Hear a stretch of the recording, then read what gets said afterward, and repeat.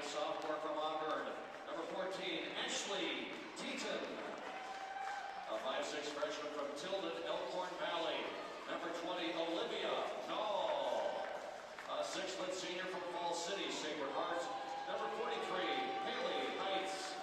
And a 5'6" sophomore from Deschler. Number 44, Sydney Rose. The head coach for Doane is Ryan Baumgartner.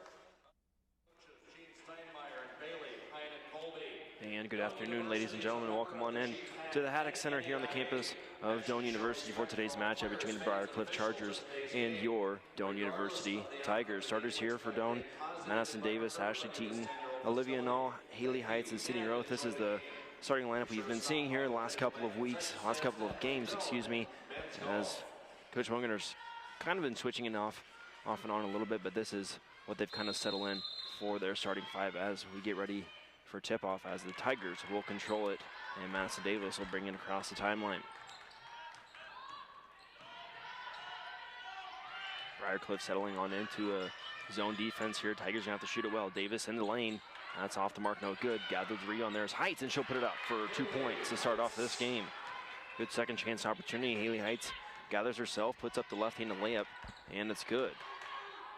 Tigers strike first. Briarcliff looking to answer. Going right down the middle of the lane there, throwing one off the backboard. No good for Briarcliff. Doane coming off a big win a couple of days ago at Mount Marty, 67-66 win. See if they can, if that provides a little bit of momentum, as there's a turnover the other way. Briarcliff charging, that's a freshman the other way, and there's a miss. Easy layup there. A miss, and the Chargers are not on the board yet. Teaton giving off to Davis on the right-hand side, whipping on over to Sydney Roth, and there is another turnover. Tigers, unforced turnovers there, just a pretty easy cross-court pass there. A little bit too tall, and we've seen that a little bit too often out of this squad this year. Chargers moving quickly, three-pointer on the wing, and that's buried. Condon gets things started off for the Chargers, and that was a little bit too easy. Teaton giving it out to Nolan. They've got to make quick work there. I've seen him multiple times get that 10-second call. Lucky to get that one off. Teaton, she tried to shoot the one right off the bat. She'll get off to Haley Heights for the short jumper. That one rattles around. Olivia Null there to gather, and there's a foul. Offensive rebounds coming into key here early on in this game. Tigers has taken advantage. First personal foul, first team foul in for Briarcliff, number 22, Michaela Lang. Coach Baumgartner instructing his players here. Team, they moved last minute. They were in a box setup. They gave it off to the corner. There's Davis. She looks low for Haley Heights, won't find her. Another cross-court pass, and that's tipped away. Not great angles passing, and there's another tip pass, and here go the Chargers the other way. Unsure passes to start off this game. That's not going to work against this Briarcliff squad. Tough layup in the lane, no good. Tigers back the other way. Another pass tipped out of bounds. Doane coming into today's contest 4-8 on the season, 2-7 in the GPAC.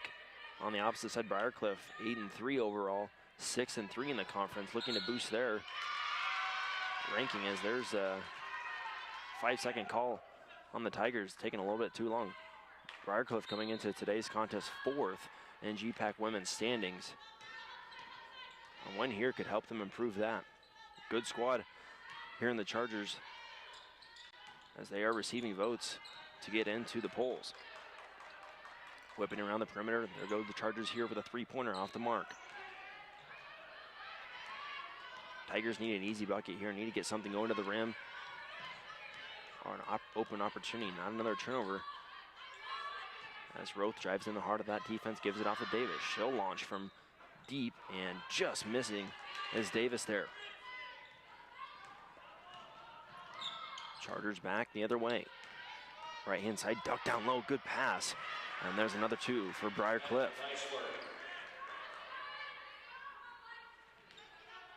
She found Deichler streaking to the rim there, an easy bucket. Good vision. Roth down low, Haley Heights, she'll put it up, and she'll get fouled to go to line to shoot two here. Tigers suffering here, 4 turnovers in the last 2 minutes and 42 seconds. That's also been the scoring drought as well. Throw the ball away, can't get any buckets to go as Haley Heights is going to go to the line and hope to break that.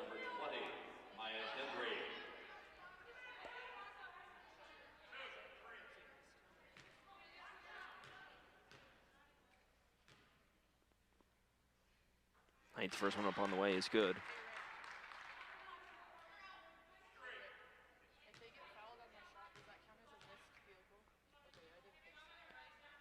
Second one up and no good.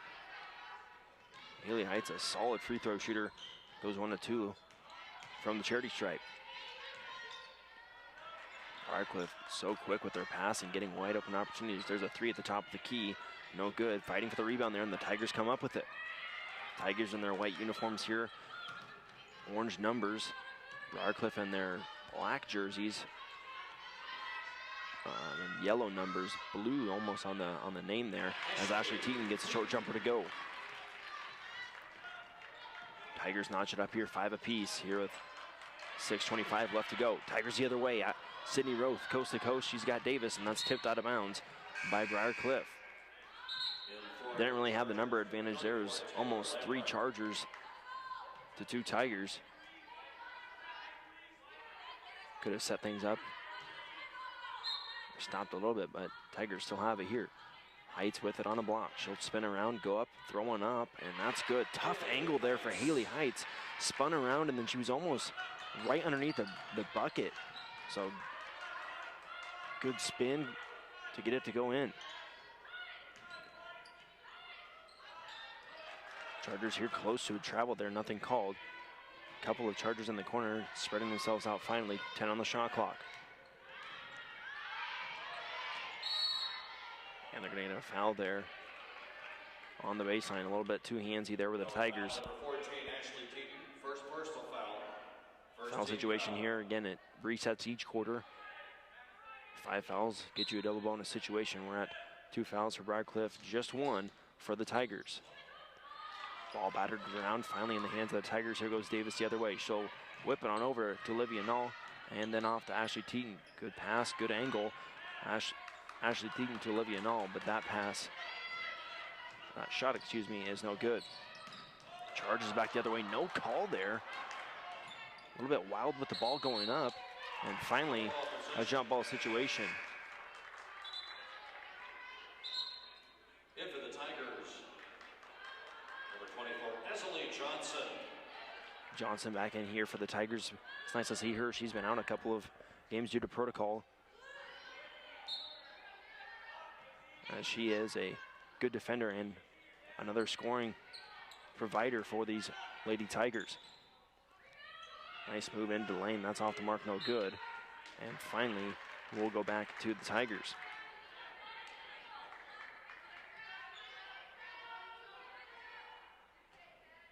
Pretty young squad here when you look at that Briarcliff roster. Freshman, sophomore, junior, and sophomore all in your starting lineup there as Dunn goes up for the layup and misses there. That's Olivia Null. So more from this Briarcliff attack to come in the following years, and they've had a good start to this season as that's going to be a turnover the other way. Briarcliff foul number 20, Maya Henry. First personal foul, 13th foul. In for Briarcliff, number 14. You saw that trend a little bit earlier. Tigers had some turnovers that led to a scoring drought. Now it's back the other way for Briarcliff. 3 turnovers there in the last 2 minutes, which has again provided a scoring drought and an opportunity for the Tigers to take advantage as they has a 2-point lead here. Johnson in the short corner. She'll move her way in and out, but that's a little bit too much walking, and it'll head the other way. Looked initially like she was trying to do like a little bit of a Euro step there. Took an additional step on the way to the rack, and she'll get called for it.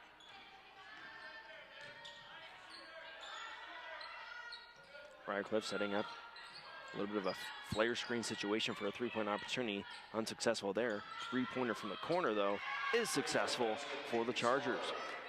Briarcliff regains the lead here, 8-7, 4:30 left to go here in this first quarter. Sydney Roth gathers herself and then gives it right on back to the Chargers, and they've got an easy layup the other way for 2. Benny was there, almost trying to get herself back on defense, and it turned the other way, and there's another turnover, and Benny's right there to take it the other way. That's about enough that Coach Baumgartner has seen, as this has turned into a 7-0 run for the Chargers. We'll take a break. Briarcliff 12, Doane 7, here with 4:11 left to go in the first quarter.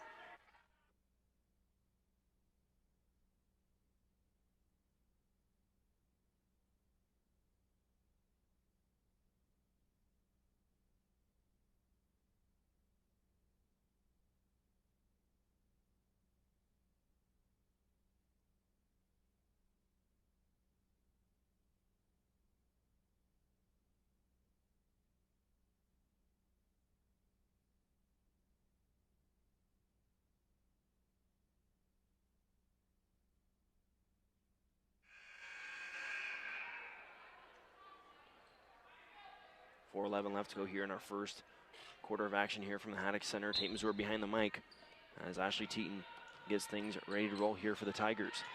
Coming out of the timeout, 7-0 run over that. It wasn't even a minute, 43 seconds. Turnovers to points as Doane answers right on back. Olivia Knoll with a three-pointer. And a much-needed one there. Briarcliff not wasting any time the other way. And somehow that ball does not go in. Deichler had it down low, easy layup, a little bit too strong. It almost looked like the spin on it initially kind of looked a little funky as it came off the backboard. Didn't even give a chance to go the other way, and there's going to be a 3-second violation. I believe that's going to be on Ashley Johnson. Haley Height's going to come back in. She'll replace Ashley Teton.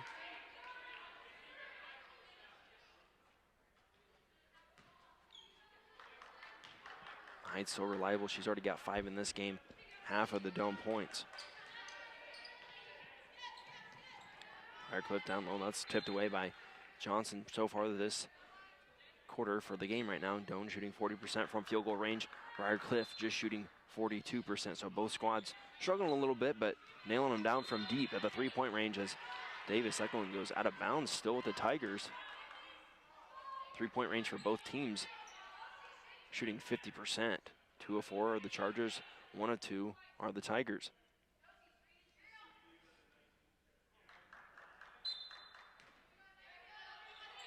Refs talk a little bit about the shot clock there. They weren't sure if it was supposed to be 19 or 20, and there's a pass with a Charger not even looking, and there's a turnover the other way. Knoll fighting for it. That's a little slap on the wrist there, provided by Slaughter.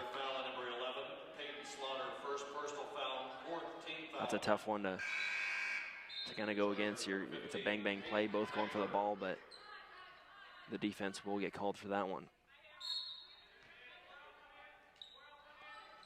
Johnson whipping it up. There's Davis with it. She's got Johnson back. Right down the heart of that lane she goes, and she travels. Good move initially to the bucket. Just didn't use a jump stop there to stop herself. Just walked a little bit too much.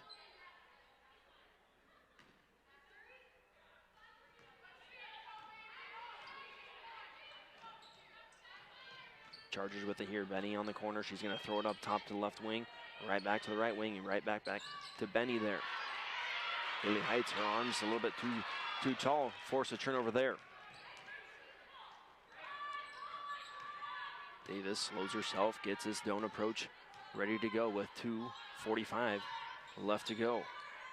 Kate Chansky into the game now as she whips over, tries to get the screen off to Knoll. She'll set up shop and fire deep and drains a three-pointer. Chansky with a 3 there. Right off the bench and drains one. Blocking foul going to be called there on the Tigers. Something to look here. Briarcliff getting up there into the foul situation. They have 4 fouls. If the Tigers can get one more on the Chargers, they will go to line to shoot a double bonus situation with just under 2.5 left to go. They could provide a couple of free points heading into that second quarter. Chargers get it off to the quarter. There's Benny, 3-pointer on the way, no good. Olivia Knoll to capture it.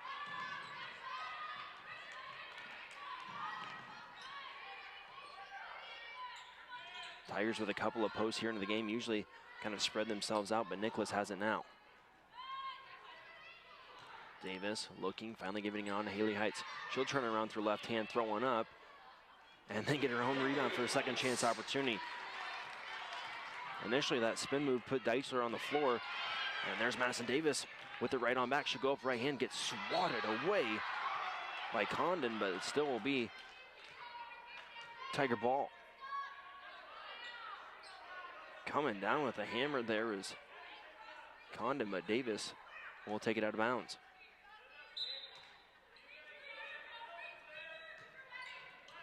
Ball fake off to the right-hand side. She's got to get it off quickly, and she does, but that's going to go over the back. They will not call an over the back there situation, but Tigers did not initially have it. And with 12 on the shot clock, Tigers need to spread themselves out a little bit. Davis down low, lobs one to Haley Heights. She'll put it up, no foul called. And there's a late foul called on the opposite ref there of the situation. Not really his zone. You can almost hear it from up here. There's a little bit of a slap on the way up there, and that's a pretty easy way to get a call. Returning for down number 44, Sydney Rowe. 2 shots for number 43, Haley Heights.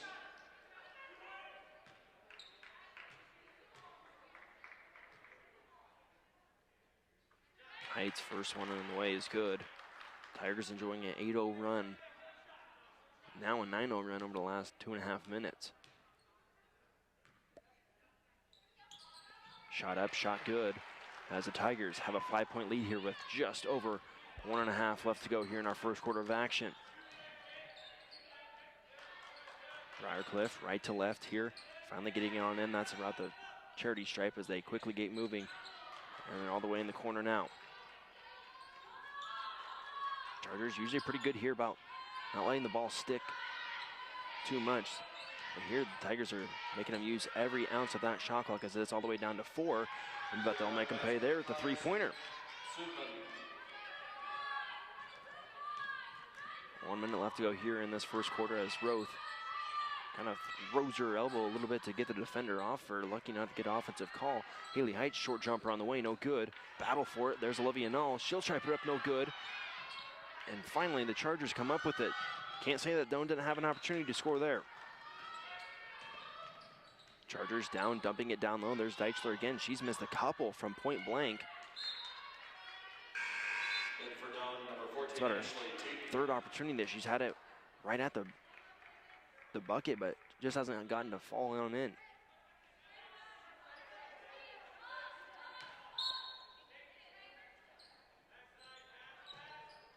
Looking, finally getting off for the Chargers. 15 on the shot clock here.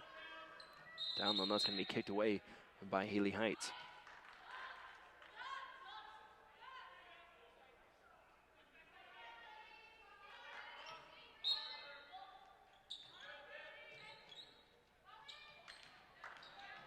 Looking there, finally getting off. The Chargers got 15 to work with it. Penny, a little bit too strong of a pass for her, and that goes off her knee, out of bounds. Tigers will have an opportunity to close out this first quarter with the last shot. They are planning on doing that here as Coach Baumgartner instructs his ladies, do not chuck it on up if there's a bunch of time left.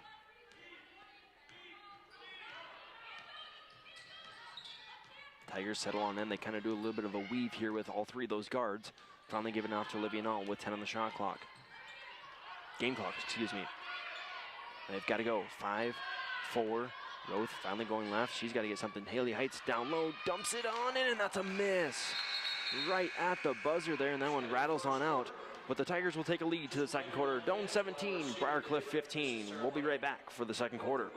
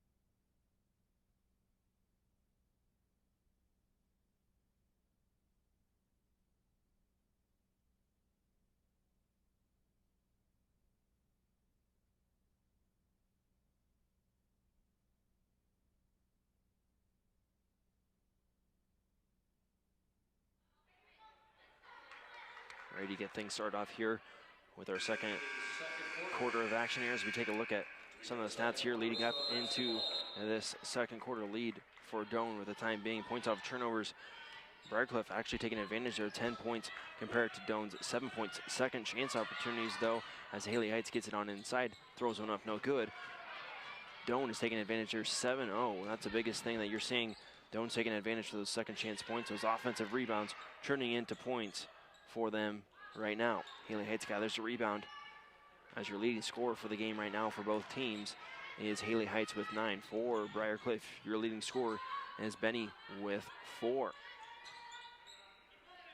Davis whips on it over to Jansky, trying to look for Haley Heights down low, who has been hot here to start off the game, but they've got her bottled up for the time being.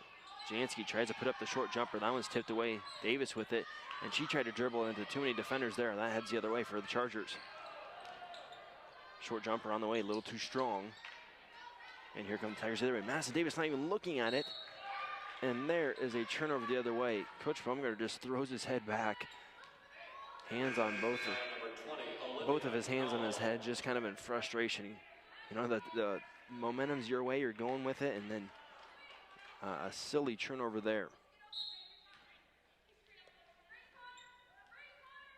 Gives Chargers an opportunity here to tie up that lead, or at least take it with a 3-point opportunity. Looking in the corner, initially thought she was going to take it, won't take it that time.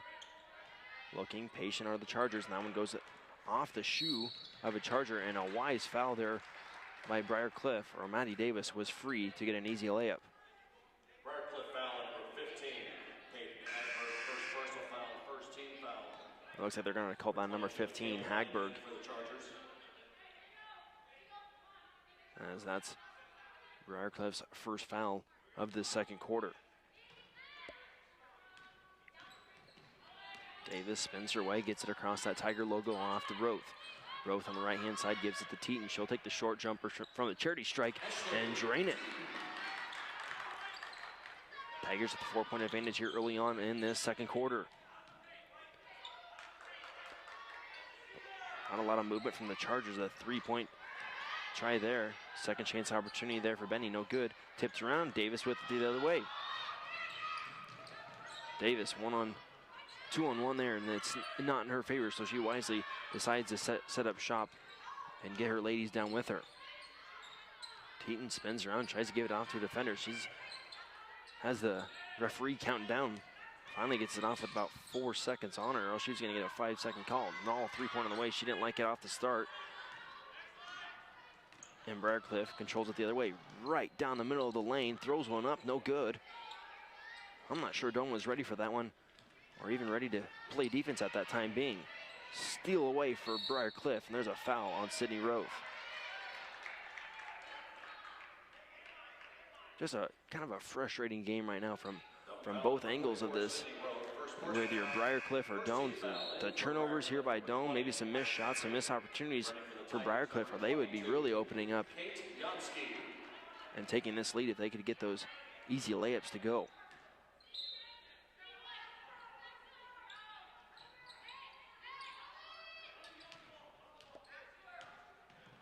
Chargers with it here, Benny on the right-hand side. She'll give it off. 4 guards all the way strung out there, 1 post on the inside. 3-pointer for Benny. That's off the front of the iron, no good. Battle for the rebound. Heading the other way for the Tigers. That's one thing that has been a bright spot here today. Rebounding, either it's offensively or defensively, the Tigers have controlled that for the most part here today, and it's been a really welcome sight to see that on the offensive end, get those second chance opportunities to be in the right place at the right time.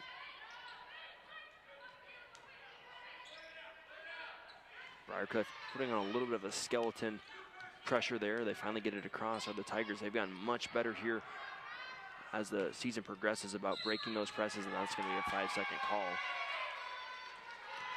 Earlier on in the season, there was a couple of games that about a 1 to 2 minute swing when they would put the opposing team would put a sort of pressure on the Tigers to get it across half court, and it did not turn out the way that they were hoping. They've gotten much better at it as we approach the new year. Chargers moving, patient on offense. Down in the short corner, Haley Heights. Now Jansky's on her. Three-point opportunity for the Chargers. No good. Second chance opportunity. Rebound, no good. Heights will strip it away.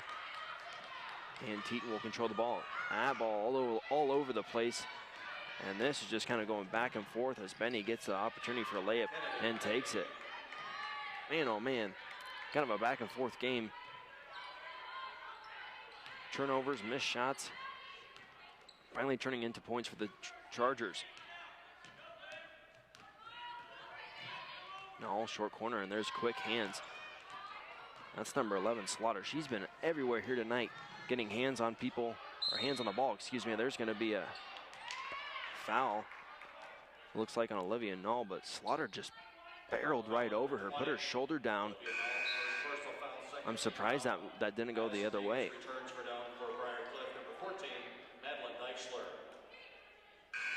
Slaughter will take it out of bounds here for the Chargers as Lee Johnson comes on in, and she'll replace Haley Heights.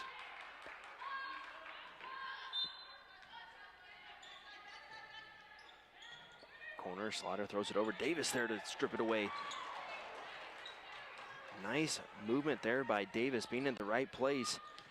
Good vision by her to get over in a short amount of time as Johnson takes it on in, and there's going to be a charge the other way.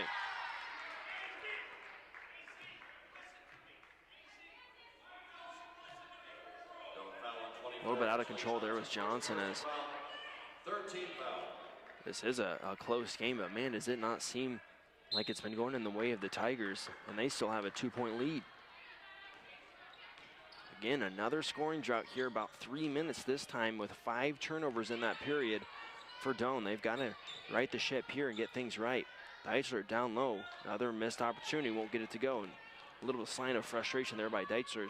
That's about her 5th opportunity that she's missed here today. Teton, she'll have the wide open 3. That's good from the men's range, but it won't go. Chargers the other way, 3-on-3, whipping it over there, trying to get to Benny, but Davis, too athletic, swats it away.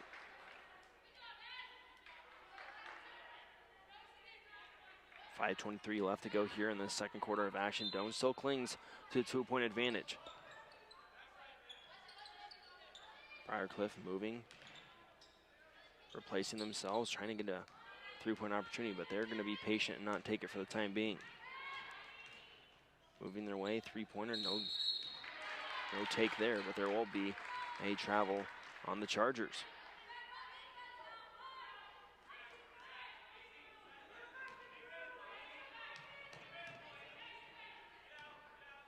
Davis with it, gets it across the timeline as Doane sets up shop. Davis, right side, driving right in, but she'll be fouled before she can even get the ball on up. Briarcliff foul on number 11, Peyton Slaughter. Second personal foul, 13. Now into the game, looks like it's going to be Kyla Miller going to replace Kate Jansky with just under 5 minutes left to go.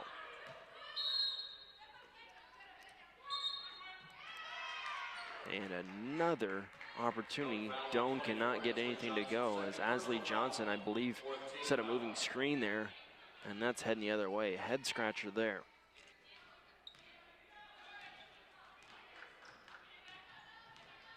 Chargers take on shop, and that's going to be off the leg. I think that is off of Olivia Null. Looked initially, didn't really look like she was trying to kick it, almost just thrown right at her leg. And that's kind of a tougher call. They usually always go in the way of calling that a kick, if it even looks sort of like that. Davis with it here as the Tigers look to get something go rolling on offense here under 5 minutes. Davis, 3-pointer on the way, looks good from here, and it is. Madison Davis with a big-time 3 as the Tigers did not get a turnover there, which is a welcome sight. Battle for it on the ground. That's going to stick with the Chargers. That's a little bit of life sprung into this Doane Tiger team.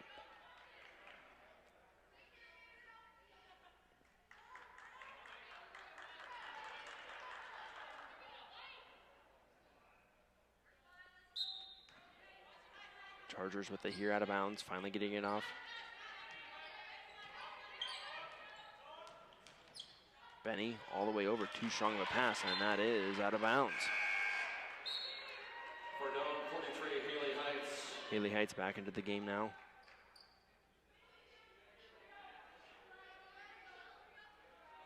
Tigers here with a 5-point advantage. A slower moving game here today. Tigers did play on Wednesday, a good win for them. They'd love to get that momentum rolling here to the holiday season with a couple of wins under their belt. Tigers do come back. This will be the last game of 2020, as they will come back and play Dakota Wesleyan here on the 2nd, as Haley Heights does it down low, power dribbles a little too strong, gathers, put it up again, and that one's heading out of bounds. That will stick with the Tigers here. As Kyla Miller will take it out of bounds. Miller looking, one-hand tosses to Teton, 3-pointer on the way. That's too flat there, won't go on in. Here come the Chargers the other way. Strong pass there by Benny. Almost a little too hot to handle. Short jumper on the way off the front of the rim. Tigers have a couple of big games coming up here after Briarcliff, Dakota Wesleyan, then followed by Morningside. Those two games will be broadcasted here on the Doane Sports Network. And those are a couple of big ones that the Tigers need to boost their standings in the GPAC. Miller with it off the Heights. Hot potato rolling around. Davis a little bit too strong. That's off the backboard. And there's a foul the other way. 3:15 left to go here. Doane 22, Briarcliff 17. Thanks for listening on to the Doane Sports Network here this afternoon. 15 foul on the Tigers. Kate Yansky returns for Doane. The 2 shots for number 20, Maya Hendry.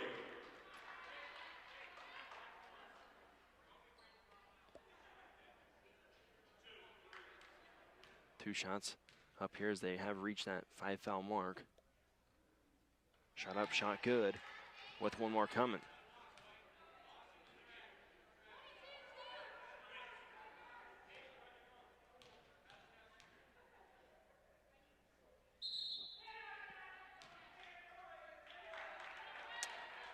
I believe that may have been an early entrance there by Briarcliff, so that's going to head the other way. That was going to be a good opportunity, but they will decline that.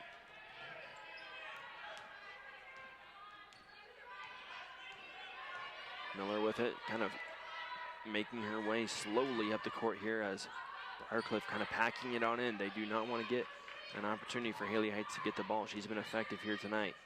Davis whips it over to Miller. Miller looks, finally finds Jansky at the high post area. Back to her. 4 on the shot clock, gotta throw something up. Miller will, and she finally gets it to Jansky and gets it to go on in. Great vision there by Kyla Miller. Took an initial step, was gonna take a 3-pointer, and found Jansky down low, and life being bursted into the Tigers here.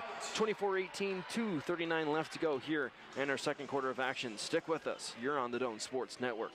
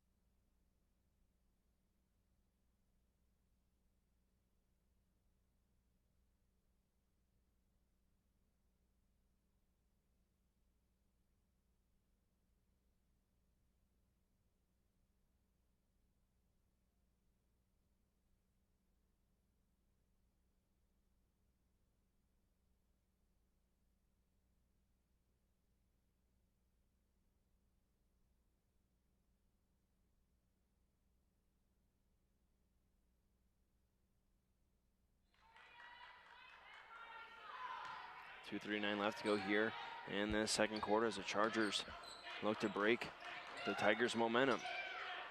Tigers want to keep it on rolling. They'll get the turnover the other way. Miller making her way across. Haven't seen much of Miller here today.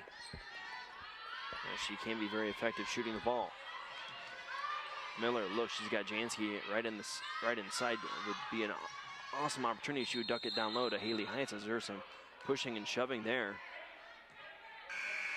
As that's going to be Tiger ball here with just 7 seconds left on that shot clock. They're going to have to hustle up a little bit to get an offensive opportunity. Miller looks on. She'll get off to Jansky. Jansky dribbles, gives it to Davis. 4-3. She looks, finally sees the scoreboard down low. Jansky again, and she gets another one to go. As Jansky's been the savior when the shot clock has gone down 2 times now. It's buzzed, and she has made it for the Doane Tigers here as they extend their lead up 8 points with just under 2 minutes to go. Briarcliff whips it around. They're in the short corner here. That's a little bit too many steps. And there's a travel. Slow start to this game for both teams. Doane taking advantage here in the last couple of minutes off of Briarcliff's turnovers. 3 turnovers. Again, we start to see those trends kind of build their way up. 3 turnovers for Briarcliff here in the last minute and a half. As Davis slashes right on over, gets into the middle of that defense, gives it off to Miller. She'll take the 15-footer, and she will miss that opportunity, but he'll stick with the Tigers here, and they'll have 20 on the shot clock.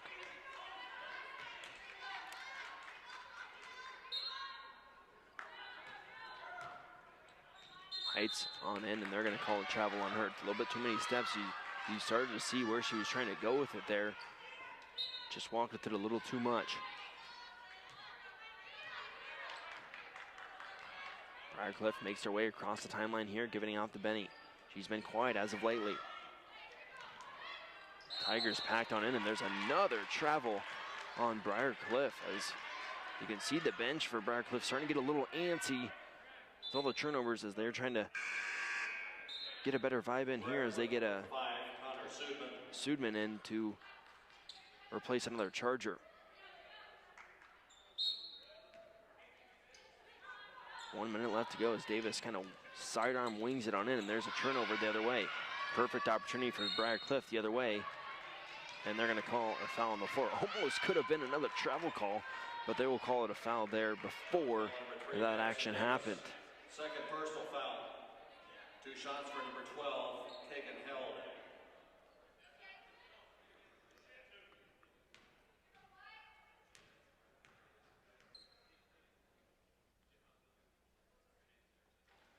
Shot up, no good here. Tigers still with an 8-point advantage with 1:04 left here in this first half of action. One more shot. They're not going to let Sydney Groth come in right now. They're going to let the shot go in, and then she can make her way onto the court. Shot up, shot good as Briarcliff comes in. Briarcliff down 7 here. They love to get a couple more points before they head on into halftime. Jansky looking, gives it off to Miller, and she's being bottled up right off the beginning. They've got to move. She's got about 4 more seconds before there's a 10-second violation. Miller looks, and there's a 10-second violation. My goodness, no player was even coming up to give her any sort of help. But they had to get it off. One thing you like to kind of coach your players up is just kind of having that internal clock yourself, knowing when kind of that intensity is building up, where it's getting to about 7, 8, or 9 seconds before that violation, and at least throw it over the other half. 3-pointer on the way, and there's a 3-pointer for Briarcliff. Just what the doctor ordered, and Briarcliff is right back in this game. Miller will finally make her way across the timeline, and there's about a 7-second differential. The Tigers don't care about it. No, answers right on back with their own 3. Intensity building up here in the Haddock Center. Moving across are the Chargers, looking to answer right on back. 2 3-pointers in a row, evening each other out. 7 on the game clock. They're going to try and end this half with a 3-pointer, and they will. Some momentum for Briarcliff heading on into halftime here as they bury the three. And Doane will take in the lead at halftime, 29-25. We'll bring along some halftime stats as soon as we get them. Stick with us.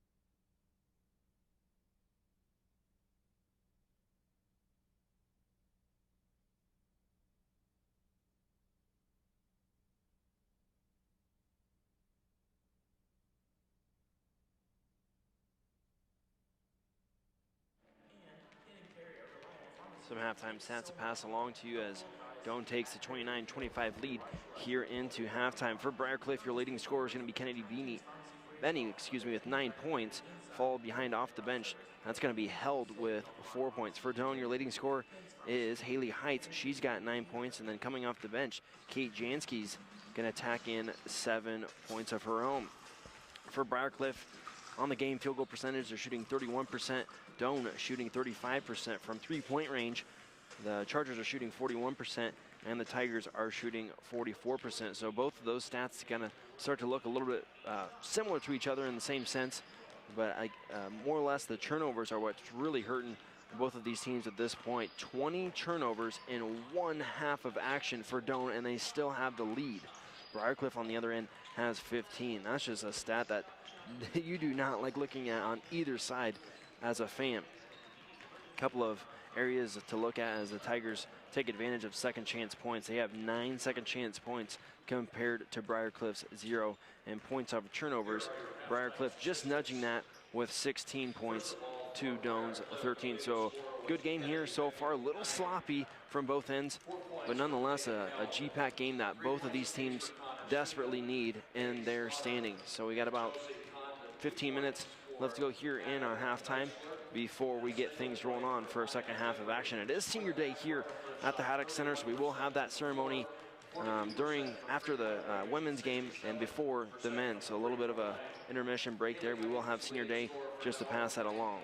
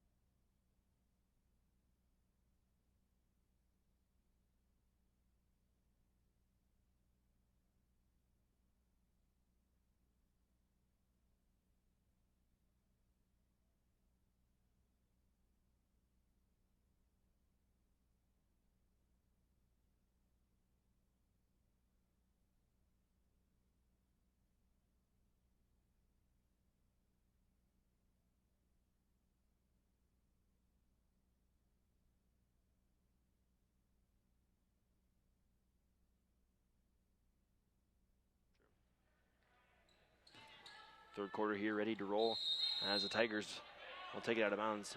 Ashley Teton looking to get a little of extra help, and they will finally get it off to Sydney Roth. Tigers with that 4-point advantage here, looking to seal a big win here at home against a sturdy Briarcliff team that's receiving votes here in the NAIA. Haley Heights down low, left-hander won't go.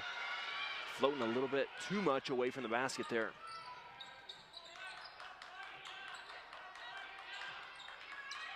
Two players just exchanging the ball there, kind of passing it to themselves 2 or 3 times, finally getting off to the corner. That's Studman for 3. It's short. A lot of them have been short here today from Briarcliff. Looking to see for that one. Again, another short one as Tigers barely get it before it goes out of bounds. And Madison Davis will control it. Sydney Roth here's held scoreless. She had a big night the other night, and there's going to be a travel.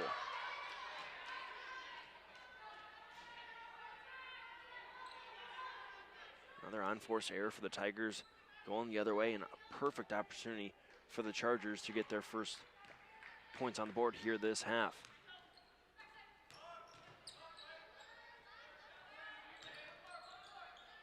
Throwing her way in there was Subin. She's going to pass it off and drain 3 by Benny. Freshman out of Oakland, Nebraska, drains a 3 there. Roth looking to get her first points on the board, and that's going to be battered around. She's on the floor. Finally, we'll call a jump ball, and that's going to go in the hands of Briarcliff. A couple of coaches instructing her very sternly to shoot the ball there. She is a scorer. She is a weapon. Needs to utilize it here. Cross-court pass. Fake by Subman down low. Great one-hander down there, and there's a 3-point play. Opportunity coming up for Briarcliff. Great passing there by the Chargers. Finally getting it on down low to Deichler. And she'll go to the line to complete the 3-point play. Second personal foul. First team foul. At the quarter, 1 shot for 14. Nettleson, Deichler. Deichler up and in, and she completes the 3-point play. And that's just a testament to the passing of the Chargers there as they whipped it around, finally dumped it down low. It all started with the one-hander from Sudman. And that got things rolling. Tigers in trouble here. 3 to Chargers finally getting off. There's Roth. She's got to take charge here. She'll throw it up, left-handed, and it's good. Sydney Roth for 2. Hopefully that gets her churning a little bit on the offensive end. Gets things started. Another dump down pass to Deichler. She's in a little bit of trouble. Finally gets it off to a teammate. Weaving in and out there. And there's another 2 points for Briarcliff. A nice move there by Condon. She just kind of swerved her way in and out, getting away from Haley Heights, and gets the 2 to roll on in. Tigers moving quickly, and just an inerrant pass there goes right into the hands of Deichler, and she's going 2-on-2 with her Lady Chargers the other way. Subin throws one up. She tried to was stuck in between a rock and a hard place there almost, as there's almost a turnover by Doan. Davis the other way, quickly coast to coast she goes for 2.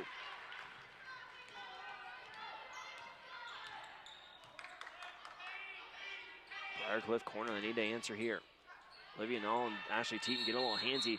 That won't be a jump ball called here. They are going to get her with the reach in. Foul there. Tiger fans not too pleased with that one, but that one, to be honest, was a pretty easy call there. Both girls were just kind of grabbing there. They didn't really have control of the ball at any moment. There wasn't a loose ball either. That's a rather easy call for a ref.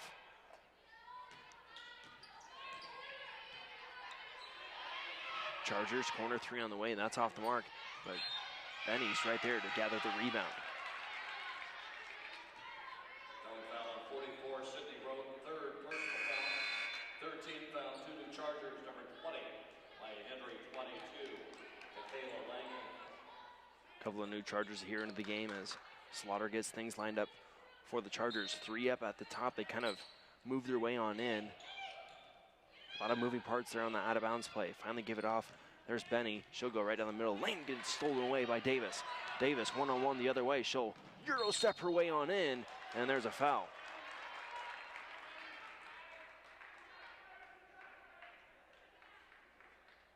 Madison Davis going coast to coast there. 22, Michaela Lange, 2nd getting herself into the lane. Missed a shot there, but she'll get 2 more coming from the free throw line. Taylor Perry. Shooting 2, number 3, Madison Davis.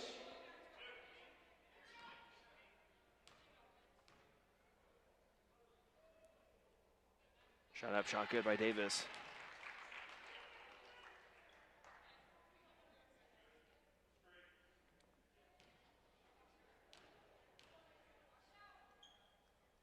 As her second one up, and good. Madison Davis buries both of them from the free throw line as they give Doane back that 2-point advantage. Back and forth we go here from the Haddock Center. And a GPAC Saturday afternoon matchup. Condon gives it off to Slaughter. Slaughter looking, gives it the corner. Good passing there by the Chargers. Swiping it there is going to be Heights. Initially looked like she was the last one to touch the ball, just swiped it right out of the hands, and it's going in the hands of the Tigers. They need to get away from this pressure, though. They have had a little bit of trouble with Briarcliff's size and length here as the ball finally gets across pretty easily that time with Davis controlling it. No, in the corner, she'll drive on in and gets it swiped away from her, but I believe she's going to go to the line to shoot 2 now. 35-33, 6:22 left to go here, and they will not call it on the way up. So Tigers set up on that staggered look there, 3 on the right. They all kind of settle up at the top of that elbow area and then finally disperse themselves and then get into their offensive set. There's Teton. She's got 10 on the shot clock. Teton inside, patient. Nice move all the way. Just gets it tipped away right at the last second. Using a little bit of hesitation to get to the rim there. That was a good initial move. Finish just wasn't there. 3-pointer on the way, and that's an air ball by Slaughter.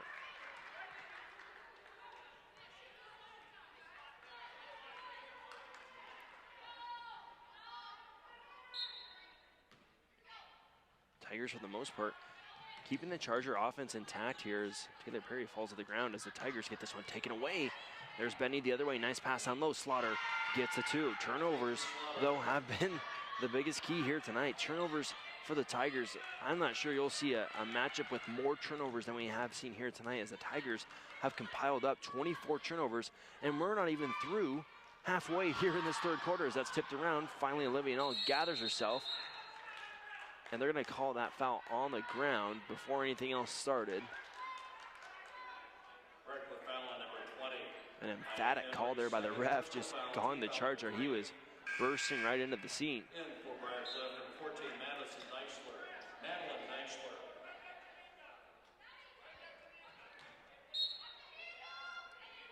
Ashley Teton looking to get it on in here. She finally gets it off. That's a little bit too strong of a pass, though, as that pass from Perry goes out of bounds. Tigers need to figure out something there on the out-of-bounds plays. That's about the 3rd or 4th play that we've seen here throughout the course of today. They're getting way down there, throwing it in at the last second before they get a 5-second call. And when they do, it's a little bit unorganized. Chargers right on the end. There's Heights to swap it away, but there goes the Chargers back, and they do not get the 2 to go there. In and out they go. Second chance points galore here for the Chargers. They finally call a jump ball, Doane ball there. That was about 3 opportunities that the Chargers had there to get something going and couldn't find the ball's home, which is the net. They could not get it in there any way they could have dreamed of. Sudman back in for the Chargers. Heights takes a rest here as we'll see Nicholas back in the game. Initially, she did play there in that first quarter of action. Haven't seen her since. Was looking on the bench a little bit earlier. It looked like maybe a contact situation. She was kind of fumbling around with that, had her parents come look at it. So that might have been an issue why she hasn't been seeing a lot of time. Perry looking for the pass, gets it swiped away by the Chargers. Here goes Benny the other way. She'll put it up, no good. Gathered by Perry. Tigers almost always trying to go with the overhead pass. You got to find different ways to get it there. Perry struggling, finally going to get a call there by Deichler. She'll call it the fall there. First personal foul, 4th team foul. Knotted up, 35 apiece here, under 5 minutes left to go. Foul situation getting a little hairy for both teams. Briarcliff with 4 fouls, Doane with 3. Again, that 5 foul mark gets you some free opportunities from the free throw line. another foul for Briarcliff, and that will send Madison Davis to the line to shoot a double bonus situation here. And two big ones here, knotted up at 35 apiece, with an opportunity for Doane to take the lead.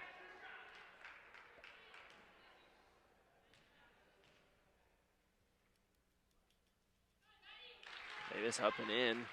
Doane with their first, the lead back, excuse me. It's been a little bit of time since they've had it. That one up on an interesting stat here. We haven't seen the Tigers put up a three-pointer here in a while, but they are shooting it well. 44% for the Tigers, 35% from Briarcliff. Short jumper on the way, no good. Gathered, second chance opportunity. Briarcliff taking advantage there, and they get that. This game knotted up back at 35 apiece.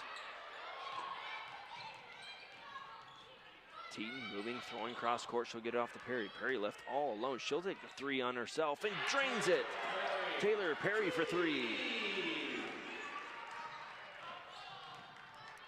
No hesitation there from Perry. She saw the wide open three look, took a couple of rhythm dribbles and put it on up. As that gets back, that three-point percentage all the way up to 50%. Tigers really shooting it well from three-point range.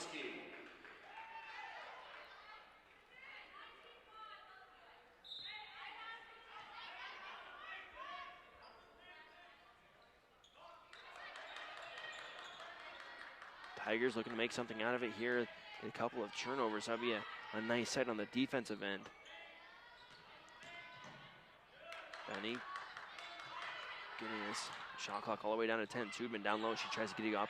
That won't go. Nicholas with it here. Finally gives it off to Perry. Points off of turnovers. It's just a baffling stat. 24 points off of turnovers for Briarcliff, 15 for Doane, but the biggest saving grace of this game so far has been the rebounding situation for Doane. They have 35 rebounds compared to Briarcliff's 20, a 15 rebound differential there, and that's really turned their defense into offense and second chance opportunities when you get offensive rebounds. That's been Doane's saving grace here. That's why they're in this game, because the turnovers are not helping them anyway. You string it, three-point on the way, and there's Benny. She's going to tie this game up at 40 apiece. Tigers making quick work. There's Jansky. She gets it battled around and into the hands of the Chargers, looking to get more points off turnovers, and they won't get it on that opportunity. Second chance, though, for Deitzler, and she'll go to the line to shoot two. This press, ever since Briarcliff's put on this press, has really changed the course of this game. Two shots for number 14, Madeline Deitzler.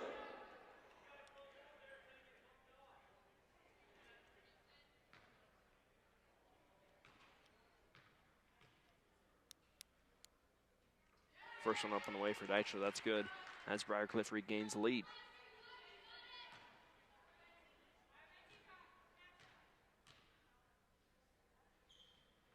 Second one up and good. Briarcliff with a two-point advantage here. Sydney Roth comes on into the game. 3:10 left to go here in our third quarter of action. Thanks for being on with us on a beautiful Saturday afternoon here in Crete, Nebraska. Roth having troubles, finally gets it on into Perry, and right back to her they go. Roth and quite here early on in this game. Looking to get her started on the offensive end here. Better late than never. Heights down low, one power dribble. Tries to whip it over to Olivia Nall, but that pass is tipped out of bounds. Tigers 17 on the shot clock. They will set up in that box setup with Heights setting a screen there for Nall. Perry looks, throws a lobber up to Sydney Roth to get the offensive cranking. And Taylor Perry with it now. 9 on the shot clock, gotta make quick work. Nall looks, three-pointer on the way. Off the right-hand side, no good. Chargers back the other way. Benny's wide open in the corner if anyone will look at her. Finally, Roth sneaks a peek at her, trying to act sneakily down low. Easy pass on in for Deitzler, and there's 2 points.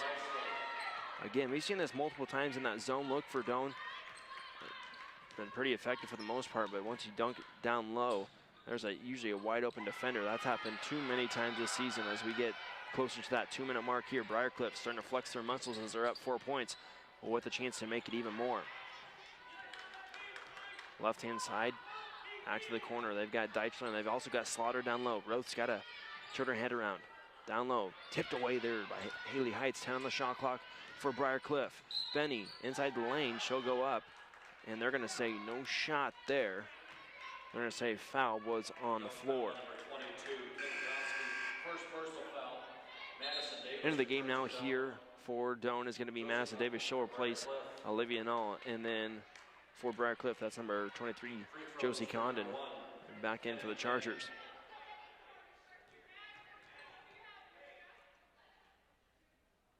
Shot up, shot good. Briarcliff with the 5-point advantage.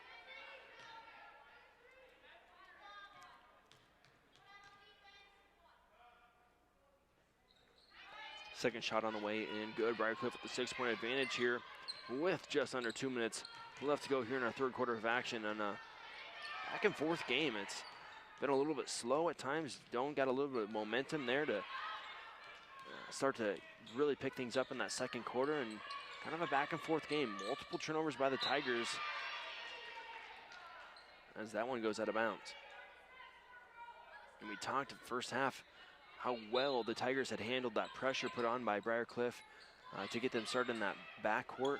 And man, has that course changed here in the second half. Multiple turnovers, not only on that end, but also on the offensive end when they get there. There's going to be a foul on Benny, which will give the Tigers an opportunity to cut into that 6-point lead. I'm super interested. This is not a stat that you obviously want to see in the record book by any means, as the first shutout for Davis is good. I'm interested to see what the score record is for turnovers, because 30 turnovers through 3 quarters is up there. Shot out from Davis, and there's 2 free throws for her as she cuts into that Briarcliff lead. Just at 4 now with 1:30 left to go. Chargers get things rolling. Deichler, she'll look. She's more effective in the paint. Doesn't usually take the 3-point shots here as she dribbles her way on in. Giving it on off. She'll get the screen here now. Duck herself down. Chargers got to go. 5 seconds. 3 on the way. Good. That's Benny for 3. And the freshman's enjoyed a nice day here in Crete. Davis to Perry in the corner. She takes a nice dribble right in front of her defender, gives it off to Haley Heights, and there's going back the other way. Risky passes here by the Tigers, and that puts Madison Davis on the floor. There goes the Chargers the other way. And they're going to call that a charge. Briarcliff foul on 23, Josie Condon, second personal foul. Returning for the Tigers, number 20, Olivia Null. Null's going to come in and replace Taylor Perry.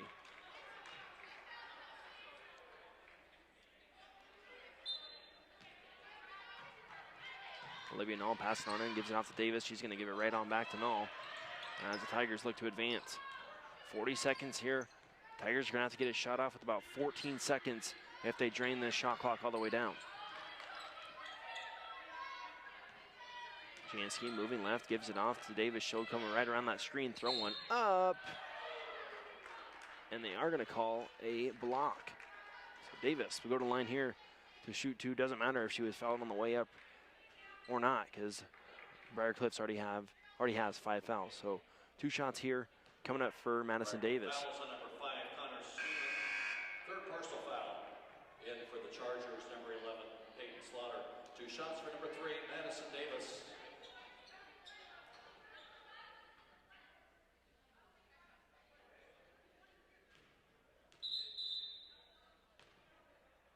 A little bit of confusion here by the refs needing to get sorted out.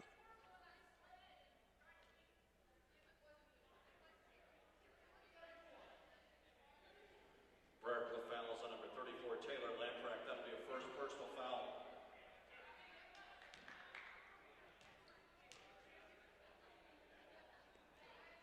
Shot up, shot good for Davis there as Briarcliff's on a 6-point advantage.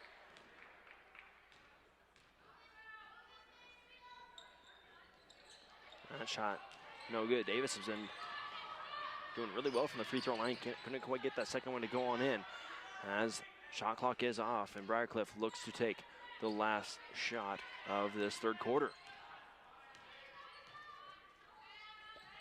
Sudman with it, 8. She gets things moving. Clock down to 5. They'll kick it over. Benny, three-pointer on the way. No good for her. Deitzer with it. 1 more second left. No foul at all as Briarcliff takes it into the fourth quarter with a 6-point advantage, 49-43. We'll have fourth quarter ready to rock here in about a minute. Stick with us.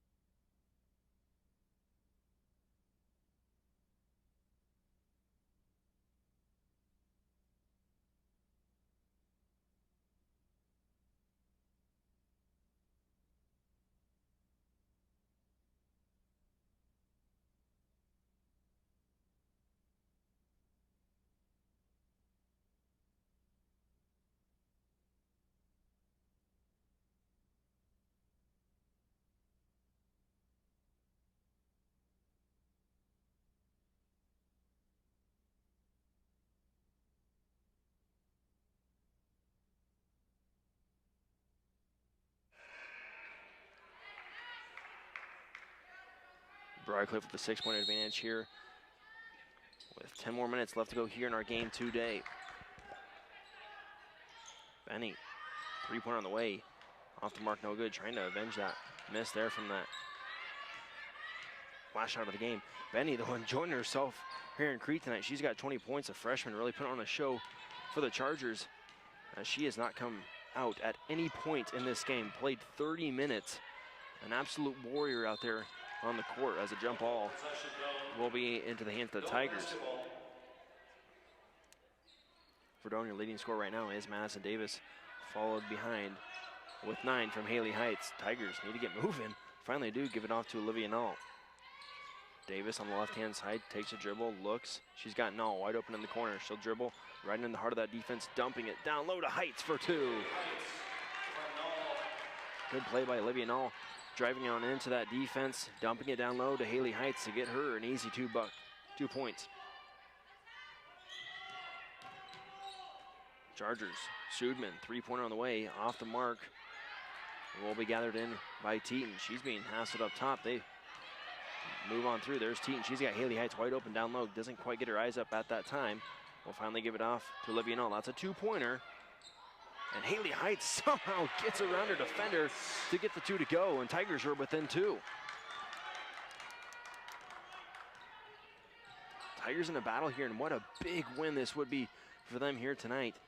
Not just only in the GPAC, but to beat a really sturdy GPAC team in Briarcliff. Eichler up on the way. She'll get fouled, and she'll get 2 from the free throw line.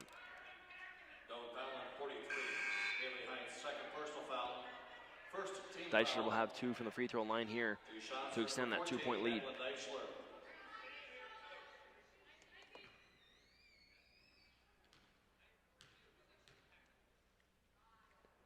Shot up, shot good by Deichler. She gets a 3-point advantage for her Lady Chargers.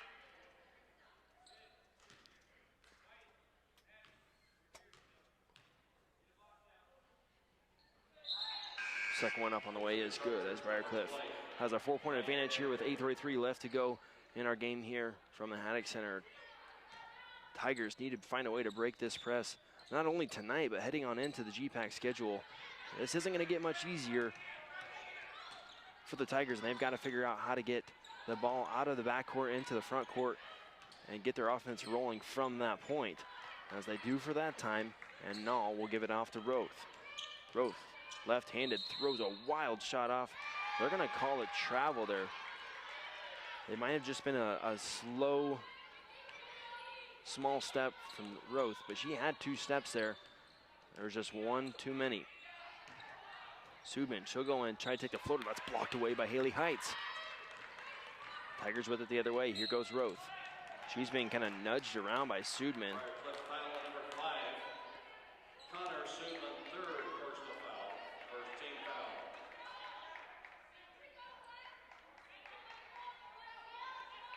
Roth take it out of bounds here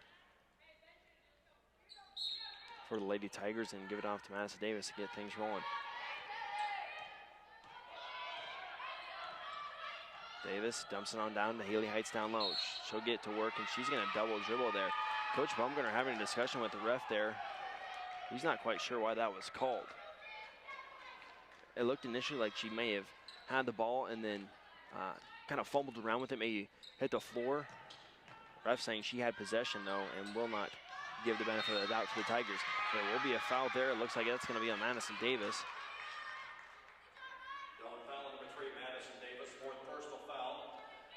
And you need Maddie in this game for the rest of the time being. Just under 8 minutes left to go, and she's got one more before she's sitting on the bench permanently for the rest of this game.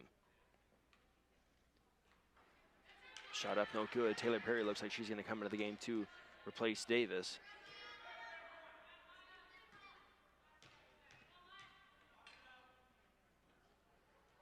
Shot up, shot good. As Taylor Perry will come on in for the Tigers here and replace Madison Davis.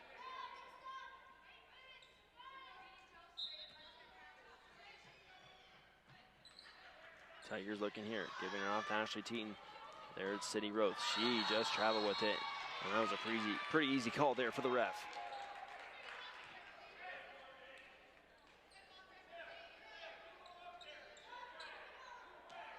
Chargers with it here. 5-point advantage for them as the turnovers just keep piling up for the Tigers here tonight. 34 turnovers for the Doane Tigers tonight. Honestly, it's a miracle that they're even in this game at that point. Chargers with it, 10 seconds on the shot clock, being patient there. A little nudge, a nice move there by Slaughter as she kind of used a little bit of a hesitation to her advantage to get a Tiger defender off her, and then she just scooped it on in for two. Roth moving left, gives it off to Teaton. Cross-court pattern, and that was Benny who tried to steal it away. Perry with it, gathered in by Null. She'll get the second chance opportunity with 2 free throws coming from the free throw line. Just under 7 here left to go. They are going to put Madison Davis here into the game right now, so keen eye on Maddie Davis to see if she can stay in this game for the whole time being. I guarantee you Briarcliff's got something in the bag to kind of go at her on the offensive end for Briarcliff to get her out.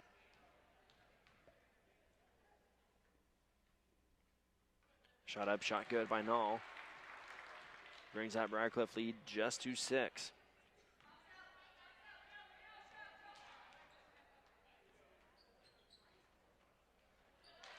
Second shot by Null is good. Tigers in this game, 5-point advantage for Briarcliff. Despite the turnovers, despite some of the lulls on offense, they have a shot to realistically win this one. Benny right into the heart of the defense there, gives out to Slaughter. Quick moving, quick passing, 3-pointer on the way.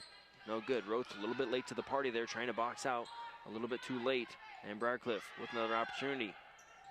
That opportunity does not go through. Teaton in trouble though, gives it off to Davis. Davis slowed herself up, finally getting it off, and there's going to be Benny down low. Battle for the ball, and they will call a jump. A really quick jump ball call. Initially, you would think that would have been a travel there on Briarcliff as the Charger on that play went to the floor on her back, kind of twisting. That's usually a pretty easy call right off the bat. Madison Davis kind of just jumped on her, and they will call it a jump ball. Sometimes they do get that, but the ball doesn't lie there as Madison Davis has it and gets fouled.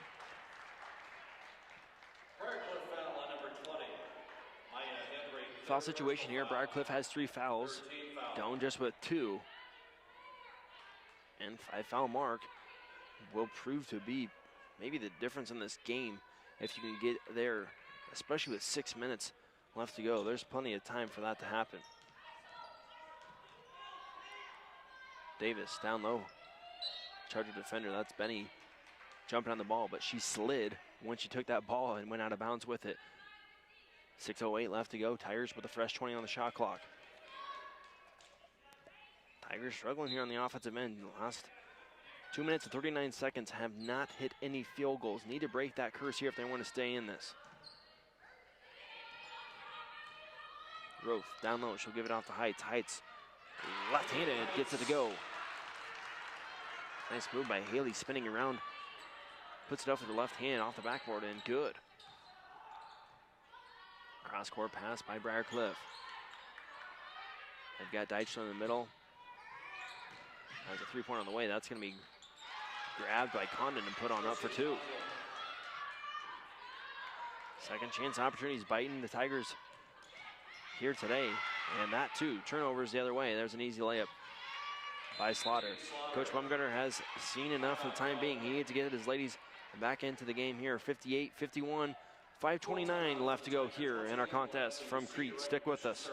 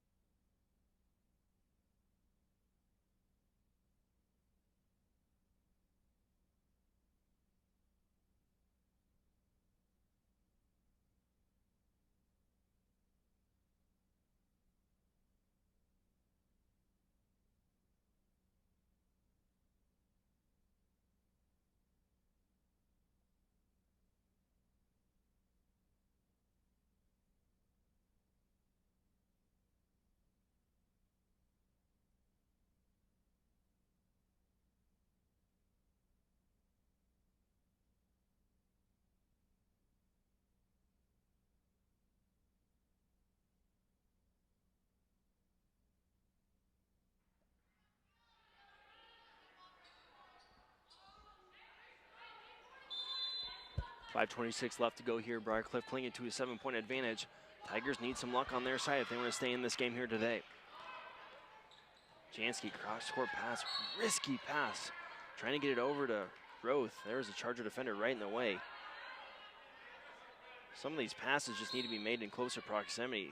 Throwing way too many passes cross-court, getting the Tigers in trouble. Roth with it. Driving right into Deichler, she just throws one up. It'll stay with the Tigers somehow.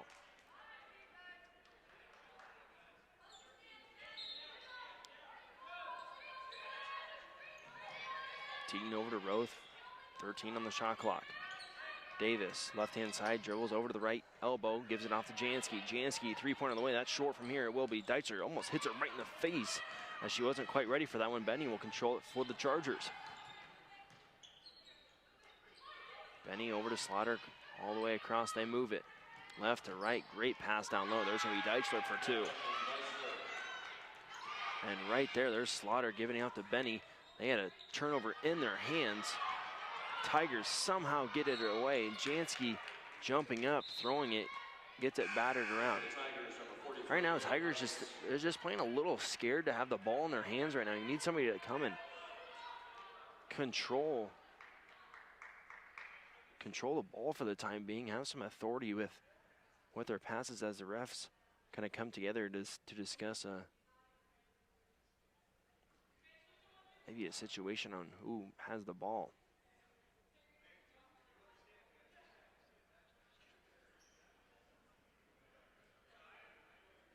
Looks like we have maybe a shot clock issue for the time being.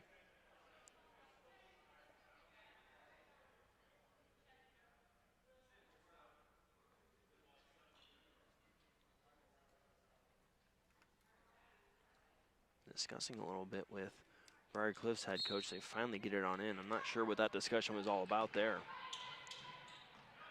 Teaton giving it off to Davis. She'll get it across the timeline and get things back to normal. Davis whips on it over. Roth, love to see a three out of her, and they do. Tigers get a three when they need it. As the Tigers within 6, it's great to see Sydney Roth there make a bucket. Haven't seen her made one for a while.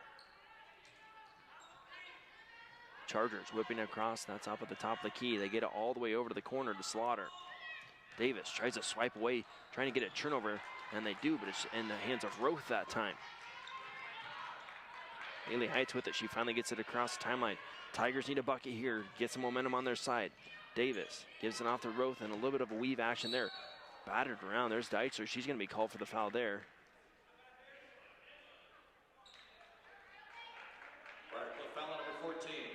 That's an interesting situation kind of brewing here. That's the fourth Briarcliff foul there for the team. One more, and that'll send the Tigers to the line for the rest of the game.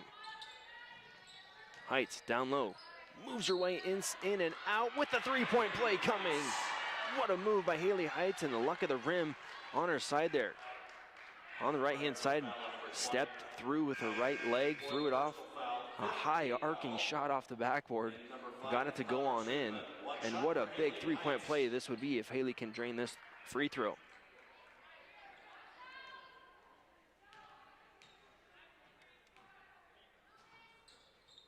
Shot up, shot good. As the Tigers are within three, how quickly this game has changed with the 6-0 run over the last 42 seconds. Chargers moving across the perimeter there. They've got Deitzler in the middle. Benny calls her own number, and she answers right on back to Haley Heights' three-point play with a three of her own. Davis whipping across. She'll give it off to Nall on the left-hand side. Roth wants to answer back again. She won't do it, but she will, for the time being, get her own rebound. There's a foul. Two upcoming. I believe that's going to be Roth going to the line to shoot the free throws. She gathered her own shot. The free throw came, or excuse me, the three-pointer hit off the rim perfectly, came right back to her. And she was gathering herself. She got fouled in the process. Shot up, shot good. Tigers within 5.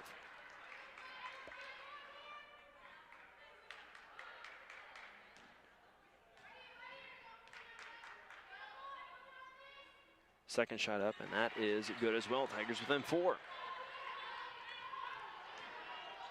Chargers with the ball here. 3:20 left to go here in our contest tonight. And it's been a good one despite the turnovers the Tigers have committed. 3-point on the way from Subman. And that was perfectly placed for Slaughter to go ahead and put up a second chance opportunity. If anything, that's just the Tigers positioning there on the rebound. They were in, proximity to the rim there, but not in front of the Chargers there, as they had perfect position. There's 2 or 3 of them ready to catch that ball, and the way it came off the rim, right into their hands. Nall gets someone swatted away, and Briarcliff, despite all the momentum the Tigers have had, get it right back in their hands and give it right on back.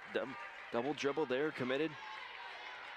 And the Tigers have the ball here, down 6 with 2:44 left to go here in this ladies contest today.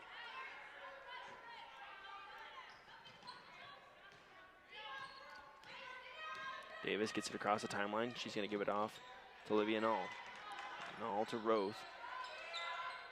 Down to Heights. Heights turns around. She'll spin, put one up. What a nice move. Haley Heights for 2. Put her defender in a wash cycle there as she spun around a couple of times to finally get it off the glass and go on in. Tigers desperately need a stop here. Slaughter with it, 10 on the shot clock. Deitzler down low, and that is exactly what you don't want to happen. Deitzler goes on up, gets 2 to go with an opportunity to complete the 3-point play with this free throw. 14 Ashley Teaton, second personal foul, third team foul. One shot for Madeline Deitzler.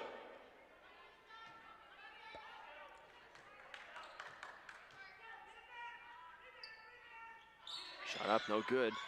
And man, oh man, Briarcliff with the offensive rebound, and that about puts the nail in the coffin here for the Tigers tonight. Deitzler with it, right in the lane. She'll get it off. Long range three-pointer on the way, off the mark. Need a rebound here, they do. Heights gathers it, rips it, gives it off to Davis. Davis throws it up to Teaton. Here come the Tigers the other way. Teaton down low. She'll make her way through, and an easy layup there by Ashley Teaton. Patient in her approach, just kind of hesitating just ever so slightly, getting to the rim underneath. blew right past her defender to get the easy layup. 4-point lead for the Chargers here as they whip across, give it off to Benny. Benny finding a seam, takes a short jumper, gets her own rebound. Man, oh man, is this the story of this game or what? Briarcliff with the ball back and the momentum. How close this game has been, just of inches here for the Tigers, and they've faltered here down the last couple of minutes. Free throw, offensive rebound there for the Chargers. Another second chance opportunity for the Chargers just in this time being, and now they have the time to waste some clock. There's Deitzler, short jumper on the way, need a rebound desperately, and it won't go in the hands of the Tigers. And of all calls, they call a jump ball there, and how that makes things even more interesting here. Tigers with the ball, 56 seconds left to go here in our game. Need a quick bucket though, any way you can get it, and that's going to be a foul. Oh man, Briarcliff's about to explode. Their coach cannot believe what just happened. 2 shots for number 3. What an interesting game. Davis going to go to line here. Opportunity to get it within a 1-possession game. Shot up, shot good by Davis. 3-point game. Tigers need this one, and they need to force a quick turnover, or at least get the rebound on the other end. Davis, both free throw opportunities are good. Coach Baumgartner wants to talk it over though. 2-point advantage here for Briarcliff, 67-65. 55 seconds left to go. Buckle up, we're in for a good one.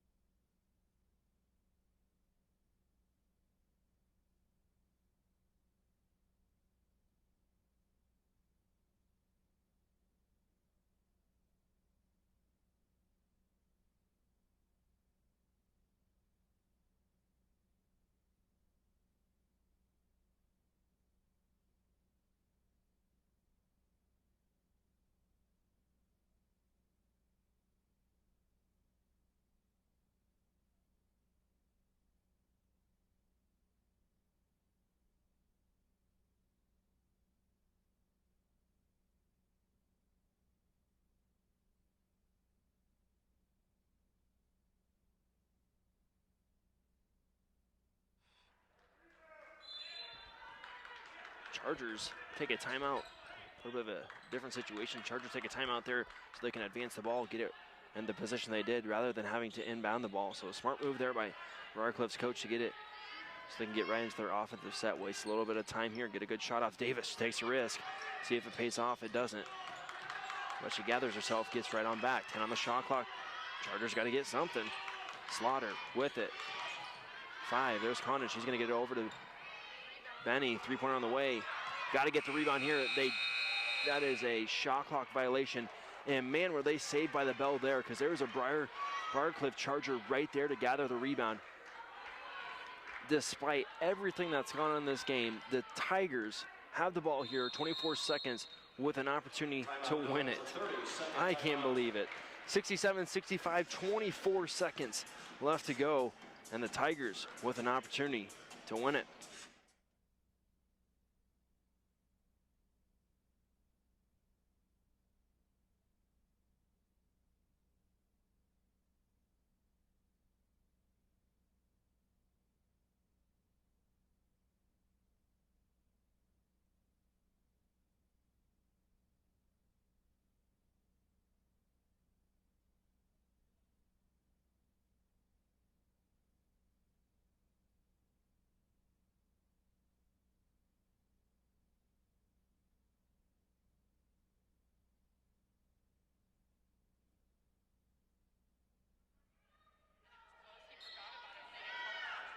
24 seconds here. Davis with it. She'll control the basketball for the time being. She gives it off to Roth. Roth, big three on the way. Got it! Oh, man! Sydney Roth with a huge three. Tigers lead here 68-67. Just under 16 seconds to go. Man, oh man, how this game has been a crazy one. Tigers with 37 turnovers. Briarcliff with 24. Those two stats combined are just mind-boggling here that the Tigers are with the lead here with 15 seconds to go. Unbelievable. I'm still scratching my head at this. Tigers here shooting tonight 42% from field goal range. Briarcliff shooting 34%. Tigers shooting very, very well from three-point range here tonight, 44% compared to Briarcliff's 30%. And free throw percentage, both teams shooting really well. Briarcliff with 77%, and then Doane with 89%. Tigers have got to get a big, big rebound. If anything, that's the biggest thing you want to cover across the board right now is getting a rebound, securing that rebound. If you get fouled, you're going to the free throw line to really ice this game, if anything. Who I'm trying to stop here on this inbounds play? Number 1, the freshman. She has had herself a night here tonight, 23 points, and she's been the ringleader of this Charger offense. Down low, easy layup to go. Haley Heights gathers a rebound, a fight for it, and they're gonna call jump ball. Oh my goodness. They call a jump ball there. 68-67, 9 seconds left to go, and this crowd is going nuts here on senior day. Inbounds to Deitcher. She's going to go and take it in herself. She goes to the rack and gets one to go. Oh, my. How one call can change this game here tonight. A jump ball situation that should have been a foul is called the jump ball. And Deichler can go to the line to give the Chargers a 2-point advantage. She will not do that. Tigers have a chance. Oh man, 5 seconds left to go here in our contest. Briarcliff 69, Doane 68. We'll gather materials and get ready for this last wild ride.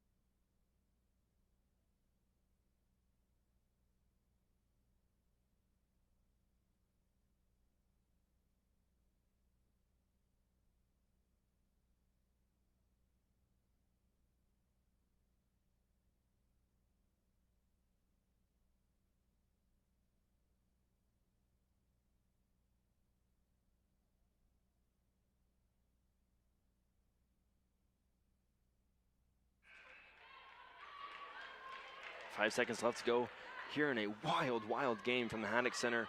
Tate Missouri behind the mic, ready to see what the Tigers have here coming out of the out-of-bounds play here. Teton with it. She'll give it off to Maddie Davis. Davis being guarded really heavily. She's got to get something out of it, though. And there is a double dribble. That really takes the winds out of the sail there. Timeout, Briarcliff, 30 seconds. That was just kind of a puzzling play to start off. Maddie Davis kind of coming off a screen there off the right-hand side. You're working with very little space there on the sidelines. She kind of gets off that screen and then guarded heavily right off the bat by 2 Briarcliff defenders, which to start anything off, that's risky in itself. If you get a foul, Maddie Davis has the chance to go to the line to shoot 2 and practically seal the deal. But now, Briarcliff has it, 0.8 left, and that's pretty much the game right now. If they can just inbound the ball. Tigers need to get a turnover somehow, and they do. And they win the game here today. A gut-punching loss for the Tigers. Cannot put enough emphasis on that as they played their hearts out here today. Turnovers plagued them, though.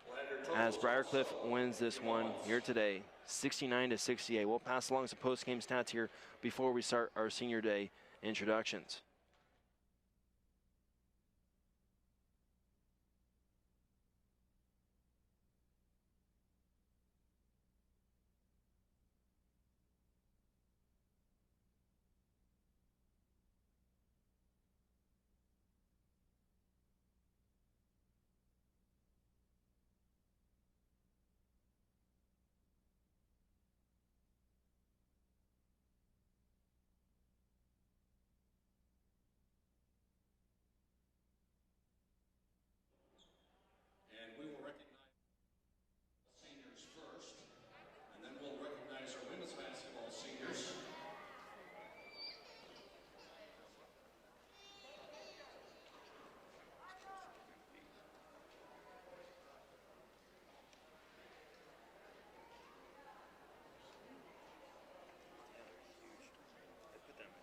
We begin with Zach Fulda from Omaha. Zach played at Westside High School in Omaha. His parents are Laura and Pat Fulda. Zach played in the junior varsity program from 2017 to 2019, then moved on to varsity last season. This year, Zach has helped out the team as a student assistant, becoming a valuable part of the coaching staff. Coach McKeithen says of Zach has been a valued member of our basketball program the last 4 years. He has always worked extremely hard and accepted every role given to him and supported the team in every way. Although I know he misses playing this year, I know for a fact that he was thrilled to watch our guys run their 2-mile times this year instead of having to get his time for once. Zach will receive a degree in business administration this spring with a minor in accounting. After graduation, he plans to get a job in sports marketing or human resources. Zach, thank you for your dedication to the Doane men's basketball program. Zach Fulda.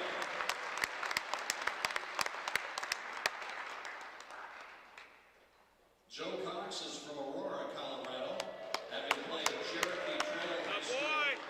His parents are Erica and Chad. Joe worked his way up through the junior varsity program to the varsity team over the last 4 years.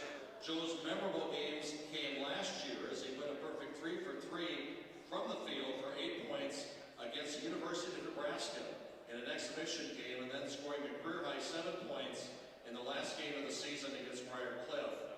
Coach McKeithen says of Joe has been a phenomenal student athlete during his time at Doane. His achievements in the classroom and work ethic on the floor has been a strong example to all of his teammates of the type of young man we want in this program. I appreciate everything Joe has done for the program and know he will find success in all of his future endeavors. Joe was named to the NABC Honors Court for his achievements in the classroom. He was also honored as GPAC and Doane Scholar Athlete as he has maintained a 3.72 GPA in his college career. Joe will earn a degree in business administration this spring and then move on to graduate school to obtain a master's degree in sports management. Congratulations to Joe and all of his accomplishments during his time at Doane. Joe Cox.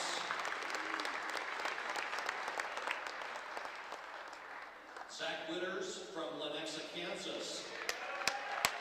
Came to Doane from Shawnee Mission West High School. His parents are Mark and Kim. Zach has averaged 5.2 points per game over the last 4 years, scoring 502 total points to date in his career. Zach scored a career-high 16 points his freshman year in a win against Hastings. Also, in his freshman year, Zach helped the Tigers win a conference tournament game and advance to the GPAC semifinals for the first time in 14 years. Coach McKeithen says of Zach has been a great leader this year, having earned the title of captain from his teammates. I'll never forget Zach as a freshman hitting 2 big free throws in our conference tournament win at Briarcliff to put the game away. He is an excellent student who had a master's degree in 3 years, which is a phenomenal achievement. Zach's future is very bright. Zach was named to the NACB Honors Court along with being a GPAC and Doane Scholar Athlete while maintaining a GPA of 3.5. He has already earned a degree in business administration and will finish his MBA this spring, all being accomplished in just 4 years. Congratulations to Zach Witters on all of his achievements. You will be missed. Zach Witters.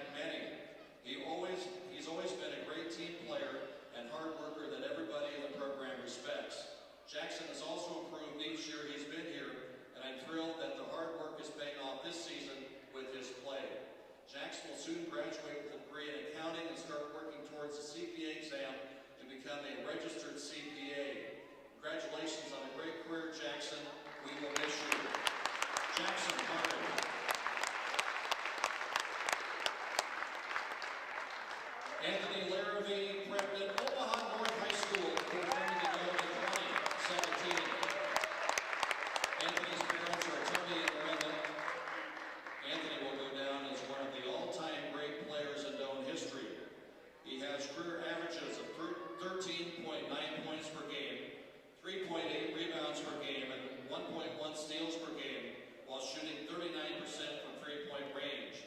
Anthony joined the 1,000-point club last season and to date has 1,385 points, which ranks him 18th in school history.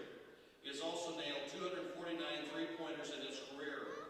With a school record being 257 for a career, Anthony will likely go down as the best three-point shooter in school history.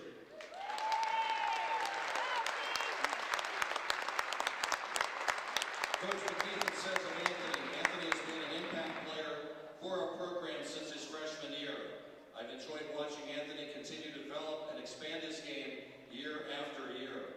I appreciate and value all of Anthony's dedication, hard work he's put into his career here at Doane, and he is someone I will be rooting for in everything he does in the future. Thank you, Anthony. Anthony will soon graduate with a degree in engineering. After graduation, he wants to continue his basketball career and eventually land a job at an engineering firm. Congratulations to Anthony on one of the all-time great careers here at Doane. Anthony Larrabee.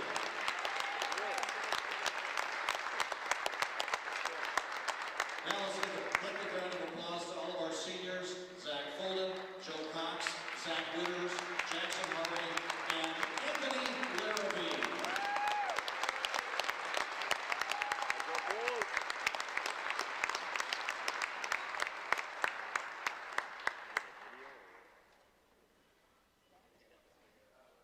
Congratulations to all of our men's basketball seniors. Now we will recognize our women's basketball seniors.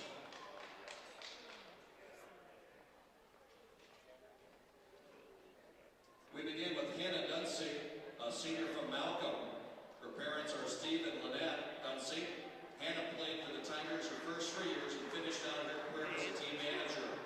She is a biology major and carries a GPA of 3.75. She will become a labor and delivery nurse.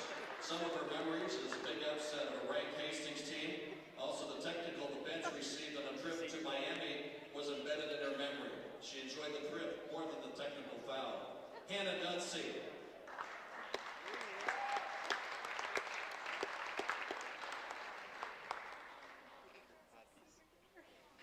Hannah Delabar is from Lincoln. She's been the team manager the last 4 years. Her mother, Nancy, played basketball at Doane. Her dad is Derek Delabar. Hannah is an elementary education major with an early childhood endorsement. She carries a GPA of 3.32.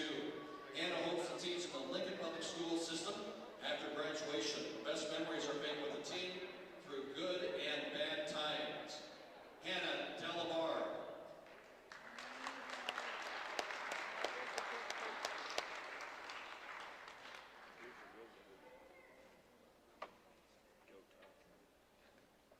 Haley Heights, hometown Rulo, Nebraska, attended Falls City Sacred Heart High School.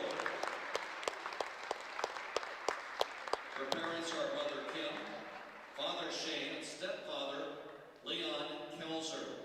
Haley has won many academic awards in her 4 years at Doane. Probably the most impressive is she was named the Exercise Science Major of the Year in the entire state of Nebraska. She is a 3-time GPAC Scholar Athlete and an NAIA Scholar Athlete. Haley has been a 4-year starter for the Tigers. She has many impressive statistics, having scored 1,210 points, grabbing 534 rebounds, and averaging 79% from the free throw line. Haley was the 2019-20 Doane Most Valuable Player and has been named to the All-Conference team all 3 years. She will pursue her doctorate in physical therapy after graduation. Haley Heights. Now let's recognize all of our seniors collectively, Hannah Nelson, Hannah Delabar, and Haley Heights.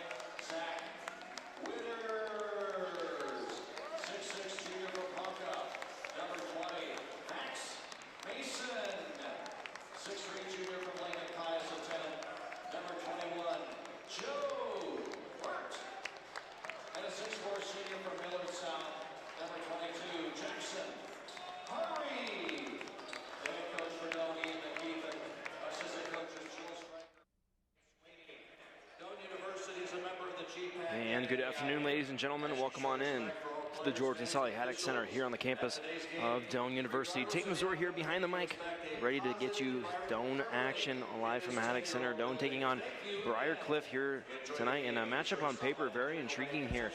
Both teams lining up almost perfectly alike. Doane coming into tonight's contest 5-9 here on the season, 2-7 in the G-Pack. Briarcliff, on the other hand, coming into tonight's contest 5-7, 3-5 in the G-Pack. So about a win either way is kind of what's separating these two squads, and they'll go ahead and battle it out here tonight. As the lengthy Vasa goes ahead and gets it over for Briarcliff. Briarcliff all knotted in their black uniforms, Doane in their white uniforms with orange numbers. Briarcliff quickly getting things to work, and there's a huge size advantage there for Briarcliff here tonight. Looking at the three there. Now he'll finally go ahead and take it and miss it. There's Vasey. He's a little bit off the mark to start the game here. Tigers, this is their third game in 4 days. You'll see how things will really catch up to them probably in the second half. Those situations that you doing the little things right. The turnovers, rebounding, and that's going to be a key thing to look for here tonight as fatigue may come into play. There's Mason, his first three on the way. No good. Battling down there. There's Jackson Hari, but it'll end up in the hands of the Chargers, and they'll push it on the other way. Both teams desperately need a win here in the G-Pack before the new year. Just kind of go on a good note and get things ready for that second half of the season. Doane, good defense here to start things off in their zone pressure. Max Mason up top, and Hari really lengthy. There's Vasa down low. He wisely passes it off. 3-2, got to make something of it. Just chucks one up there from deep.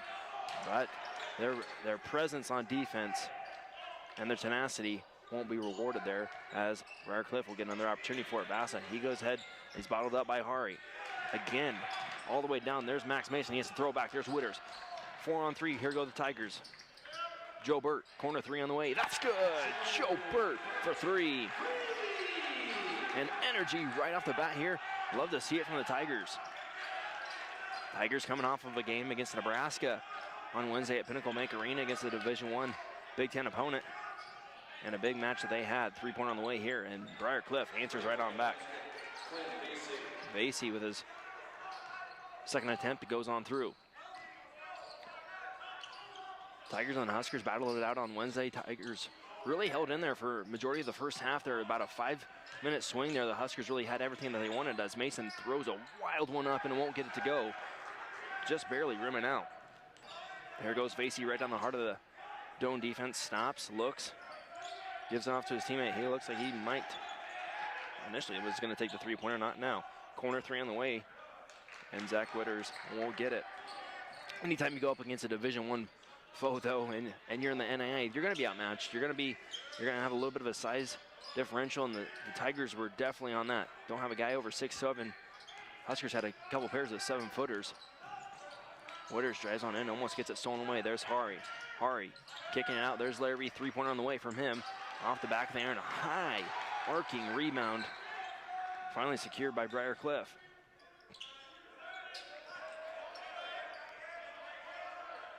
Chargers, long range three. My goodness. Groves from way downtown buries the three there. Again, you look at that Tiger defense, they're extending themselves out. Kind of a 3-2-2-3. They kind of switch in and out there. You have your two tallest players at the top. That's going to cause some havoc there. The thing for Briarcliff, they've got to take advantage of Vasa down low. He's got a huge size advantage when he's on Anthony Larrabee. Oh my goodness, how is that? Briarcliff basketball. Initially, it looked like Briarcliff's defender went out of bounds. It had it right on his leg, but it looks like Max Mason, they're saying, was the last one to touch it there. Chargers taking it out on the Tigers here last minute and 36 seconds. They've enjoyed a 6-0 run to start things off. Briarcliff, more of a 4-out approach here. Another three-pointer on the way. That's buried again. Got to get a hand out on Groves if you want to contain this game. 9-0 run. Tigers haven't had a point in 2 minutes. Mason giving off to Hari. He's on Vasa. Driving left. He's going to have to use some head fakes. Some other opportunities. There's Mason. His three on the way off the front of the rim. You're starting to see some of that, a little bit of fatigue there. Your legs maybe not all the way into it on your shots. You're going to have to be really keen, especially on free throws, a time when you're resting, doing the little things. And there's another three-pointer. And Coach McKeithen needs to gather his troops up here as they're down 12-3 with 15:50 left to go here in our contest here today. We'll step aside and be right back.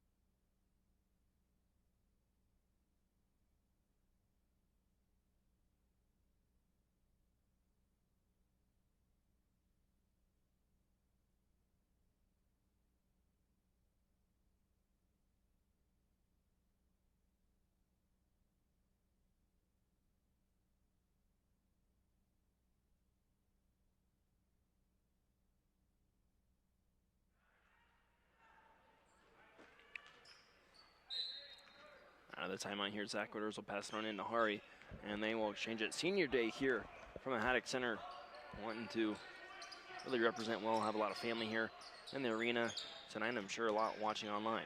Max Mason down low, who got the easy bucket to go on through. Uses his right hand there, his length, to get around his defender. Finally breaking that 3-minute lapse there, where the Tigers did not have a bucket. Lacey looking. Initially thought he took a look at the bucket there, but guess who will take it? Long range missile, and it connects for Connor Groves, and he's having himself a night here early on with 9 points already. He's your leading scorer. More than half of the Briarcliff Chargers points have come there from Groves. Ari down low, giving it off to Witters. Arvasi was really close in proximity, almost had a chance to tip that one away. Larrabee gets a screen, he has to hedge it on out to Witters. Witters, 6 on the shot clock, got to make something worth out of it, and back in the hands of the Chargers. They're going to get Zach Witters there with the foul. Tigers off to a little bit of a cold shooting start, 33% from field goal range, while on the opposite end, Briarcliff's having everything go their way. 63% for them from field goal range, and that 63% will match also their three-point percentage. That's very impressive, 5 of 8 for them. Only 25%, 1 of 4, are the Tigers from three-point land. Vasa at the top. Driving, kicking. There's Groves again. He looks. He'll drive this time, and he'll put it on up. And that's good. Groves so smooth and quick. He knows how to read the defense very well. And he's almost just playing chess out there with the Tigers. Larrabee, 3 on the way, no good. Here he comes the other way. Groves against Burt. He'll switch his counter approach back over to the left. Vasa outside of pretty much all 5 outside for right now for Briarcliff. There goes Vasa at the high post. He'll be on Max Mason. He'll drive, he'll look. He will miss that, won't even draw iron that time. Larrabee the other way, gives it to Witters. Witters wants a screen, he'll get it. Witters right side, he's against Vasa. He'll look, trying to get it down low. Jackson Hari, he does. There's Groves, that should be a foul. Won't get it to go though. Jackson Hari too smooth. Gets the 2 to go. 17-7 here, 13:35 left to go here in this contest today, as the hot shooting Chargers have come out guns a-blazing. They look to continue there, and they will. My goodness, three-pointer. And that's just a little bit too easy. Briarcliff really striking them hot here tonight. Joe Burt puts up left hand, that's good. That's an answer right back.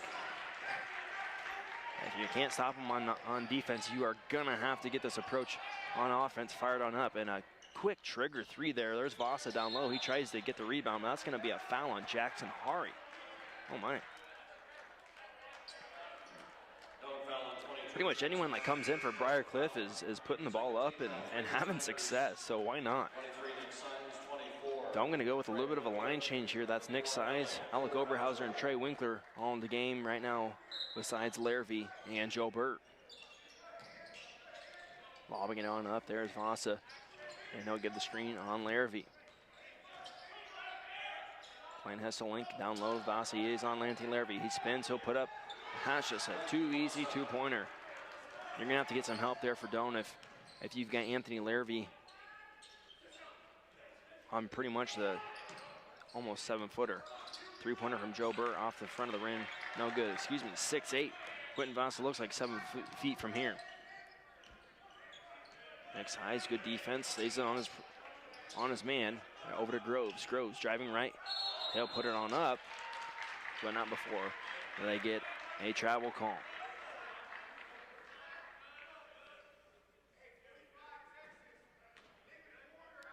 These two squads will battle it out again early on in the year, so these two will be very familiar. They will be at Briarcliff on the 9th. That's a 4 p.m. tip-off, so it'd be great to get a win here tonight and hopefully sweep later on this season for the Tigers. Missing there, that's size. Here come the Chargers the other way. Vasa gives it off to Groves. Groves almost had 2 people on him at one time. Klein has to link down low, Nancy Larvey.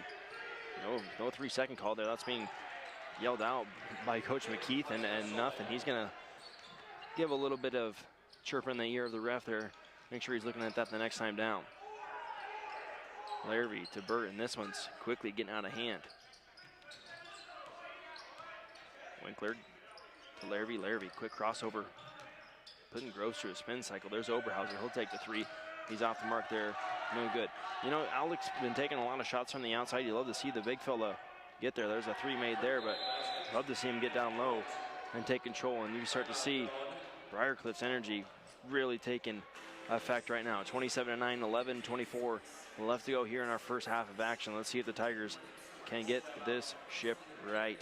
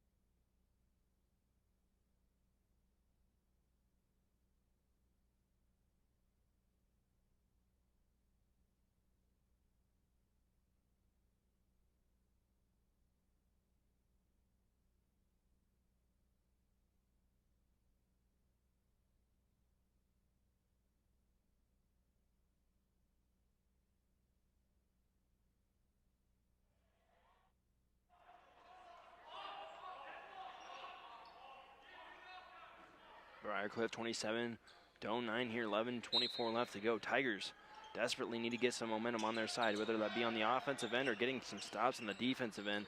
Either way, Briarcliff is torching the nets here at 67% for total field goal range and having a 7-0 run over that last minute. And that's not going to help much. Here's a turnover there and an easy layup the other way.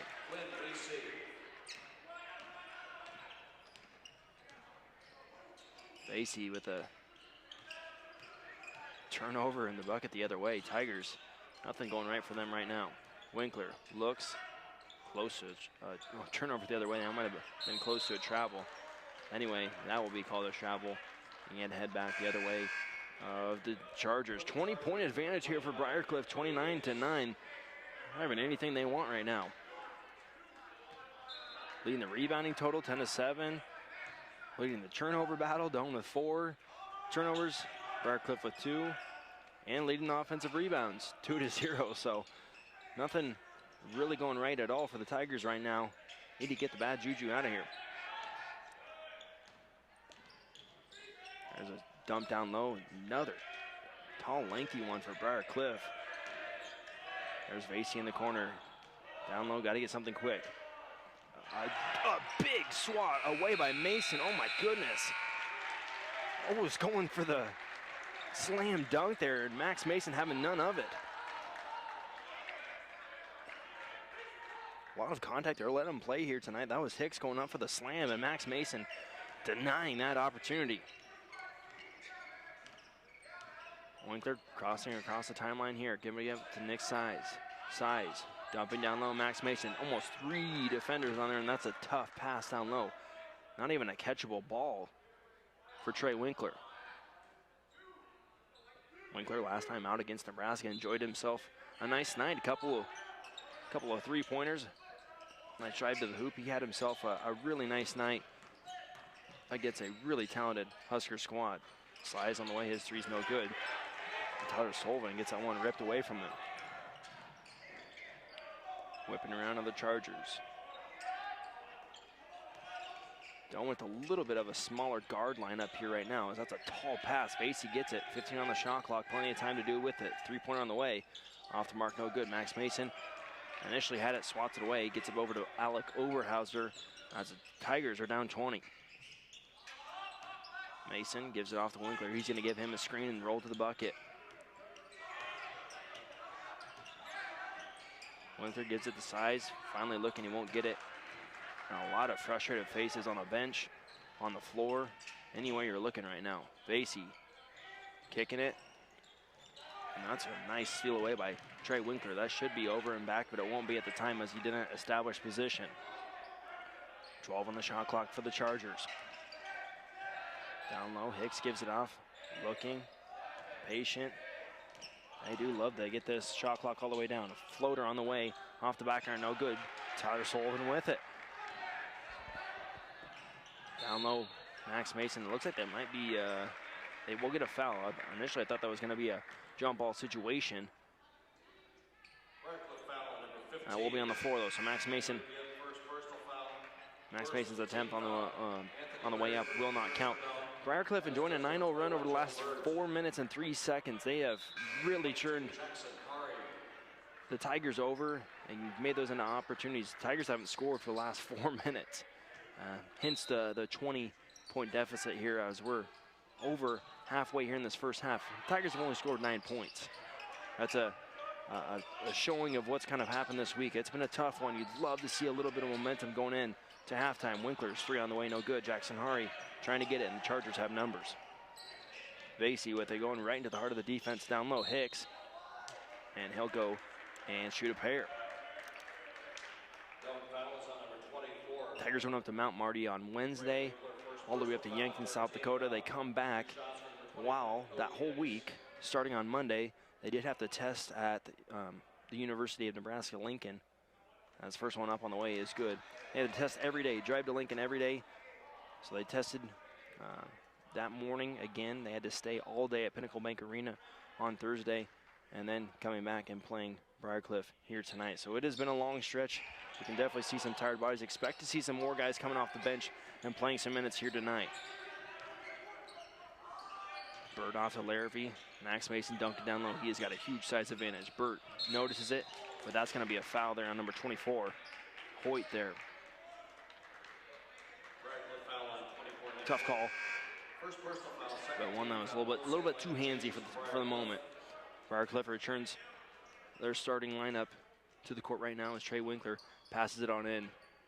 Vasa draping all over him. That's a huge target to get around. Max Mason in the corner giving out to Larrabee. Mason fires, that's short.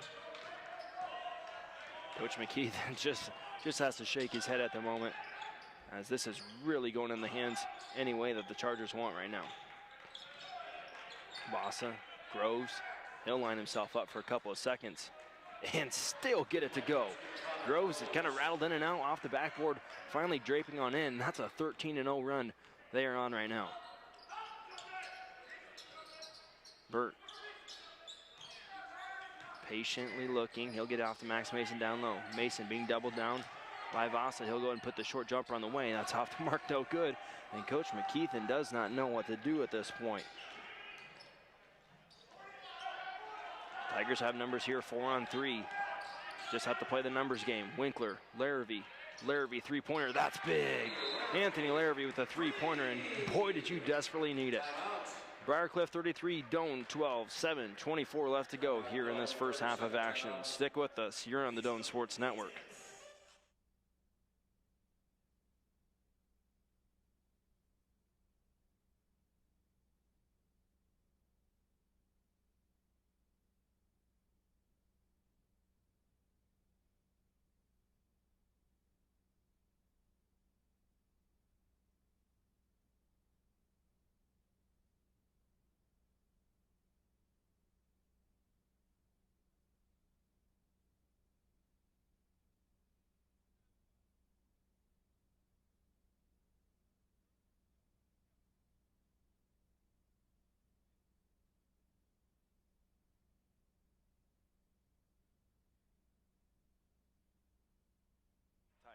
a big baller. Tigers going to put a little bit of pressure on here despite the fatigue. They need to get a couple of turnovers and get some things going their way. No better time to do it than right now. Winkler and Larrabee up top in the 2-3 zone. Hari, Mason, and Burt, all three there towards the baseline. Groves, long-range missile again. He won't connect on that one. He's been 4 for 4 those first couple of opportunities. That's his first miss of the night. For Doane fans, you love to see that miss finally coming up. Joe Burt, he'll take a shot on the way, and that's off the mark, no good. Max Mason, that tips out of bounds. Into the Tigers, number 1. Sullivan coming on in. He's going to replace Trey Winkler. There's just some defeated faces right now for the Tigers. They're coming off a long stretch. They lost on Wednesday to Mount Marty. That was a kind of a second half lackluster effort there that just didn't go their way. You know, Nebraska here facing a Division I opponent, losing by a bigger margin. We would have liked to seen that get a little bit closer. And then here tonight, it's kind of a disappointing start to it as Vasa slams one home.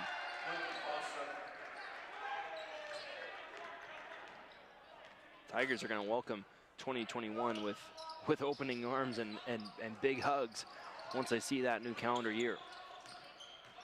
Larrabee on the right side, crosses back over left. He's going to go right on in, throws one up. Max Mason's there to rebound. He'll get it out to Joe Burt. Burt, 10 on the shot clock, gets it to Sullivan. Sullivan's three is buried. Tyler Sullivan for 3. Good in-rhythm shot there by Tyler Sullivan, passing there. Tigers 2 of their last 11, from field goal range. That's a welcome sign though, with Sullivan hitting that 3. Vasey in the corner against Hari. He'll spin, look, pick up his dribble. 10 on the shot clock. They're getting these Chargers all the way down on the shot clock. Just have to come up, get those rebounds, get those big stops. 3, 2. They're going to get off to Groves. He's got to get one off. He does. Launches one. Doesn't hit rim. Man, when you see him and he's throwing up a trick shot, like just putting a little magic on it, I'm betting that he's going to get that one to go. That time, just a little bit off the mark. As the Tigers will control it here. Guards exchanging themselves. They'll give it off to Max Mason at the top of the elbow there. That should be a foul pretty easy, and it is. That's going to begin on Quinn Vasey, the sophomore. Foul, number 4, Quinn Vasey. First personal foul, 13 foul. Joe Burt will take it out for the Tigers.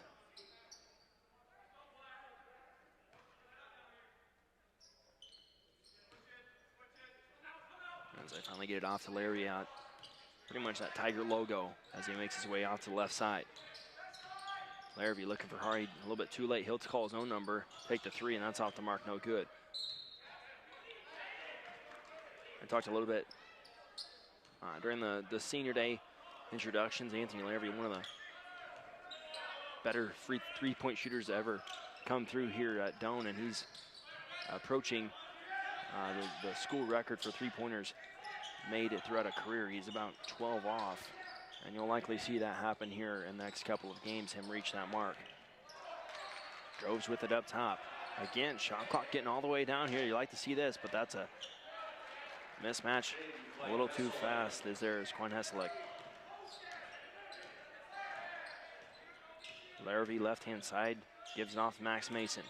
Mason fighting his way down low, walks himself on through. 18 on the shot clock. Larrabee looking to do something with it. Larrabee drives right, looks, gives it off. Hari short corner. Hari turns around, jumper, fading away, no good. Hands and the Chargers. Chargers just want it more right now. 3-pointer at the top of the key, no good. And there's another one on Vasey. Vasey, a couple of quick fouls, but that's going to be his second. He might take a little bit of a seat there for a while, maybe till the second half.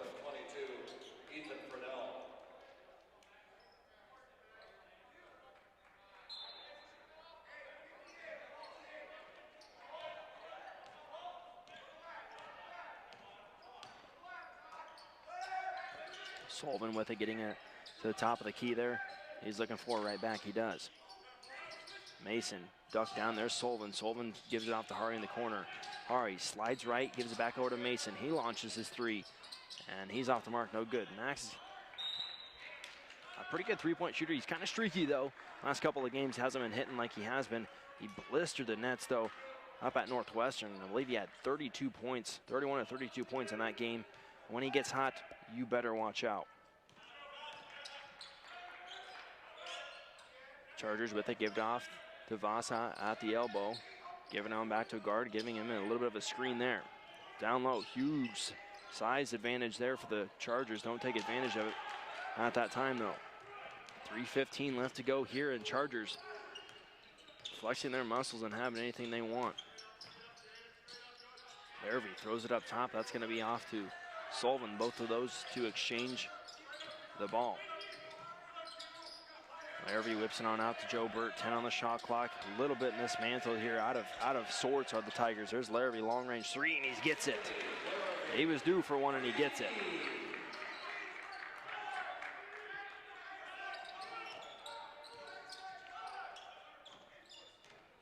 Chargers get it across the timeline here, looking for Bassett. Bringing a ton of energy, other Briarcliff Chargers here tonight. And they've got plenty of guys that will show up and do it.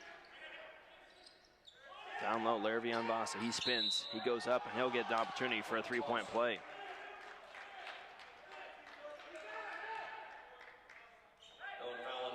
Quentin Vasa, it's kind of a homecoming for him. He's out of Nebraska City, the junior. A big target here for Briarcliff.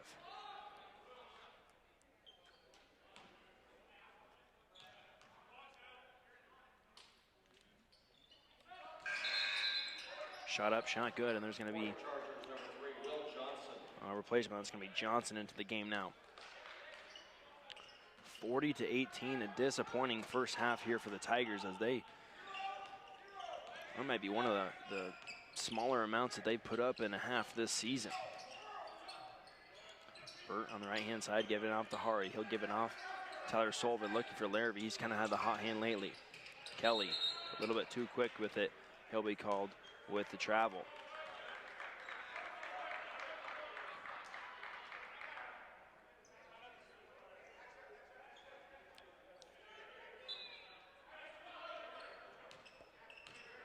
Chargers got it with 2 minutes and 7 seconds left to go here in this first half of action. Corner, three on the way. That's no good. Tyler Sullivan with it. Need somebody to just kind of step up, kind of take charge right now. And I think that's the man with the ball right in his hand right now, Anthony Larrabee. You'd like to see him get going, the senior. Skylar Kelly kind of knocked the ground there. He'll be charged with the foul. Don't foul number 15, Skylar Kelly. First personal foul, 15 foul. You know, an 18-point performance, you know, quickly approaching halftime, you know, isn't going to get it done in really any GPAC contest or any contest in the NAIA for that matter. So you need somebody to just kind of step up right now. Again, fatigue. Somebody in the locker room's got to talk and get the guys fired up. Okay, it's the last game of 2020.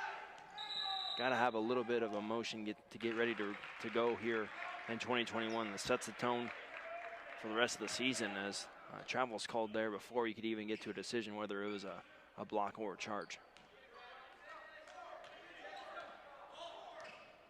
Sullivan gets it across the timeline. 1:20 left to go here. Hari kind of throws it wildly. Didn't want to do anything with it at the time. There's a bad pass there, and there's Briarcliff heading the other way for an easy layup. No sense in calling any timeouts really right now. Again, there's only 1 minute left, but you are really going to have to rally the troops at halftime. Get some of these younger guys in there. See what they can do. Provide a spark. You know, guys like Carson Bush, if you can get him. Will Grigsby. You know, at the Husker game, we saw Matt Hagedorn play a lot. As Joe Burt gets 2 to go. Joe Cox, you'd love to see him get in the game and let it spin. You got nothing to lose here right now, being down this much. A heck of a comeback, if anything. But you really just want to see some fight out of some guys. Vasa down low, he'll spin around. And finally,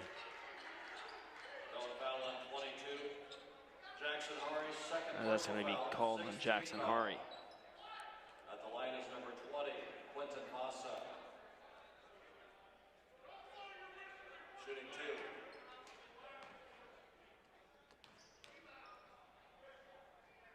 2. Vasa throws one up. He'll get it to go on through.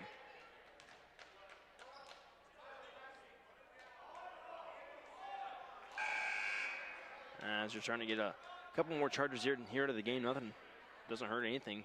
Might as well get some players into the game with such a lofty lead here at 23. Voss's second attempt on the way is good as well.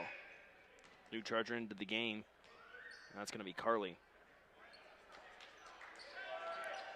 35 seconds left here in our first half of action live from the Haddock Center. Thanks for sticking with us here on the Doane Sports Network as the Chargers really handing it to the Tigers here tonight.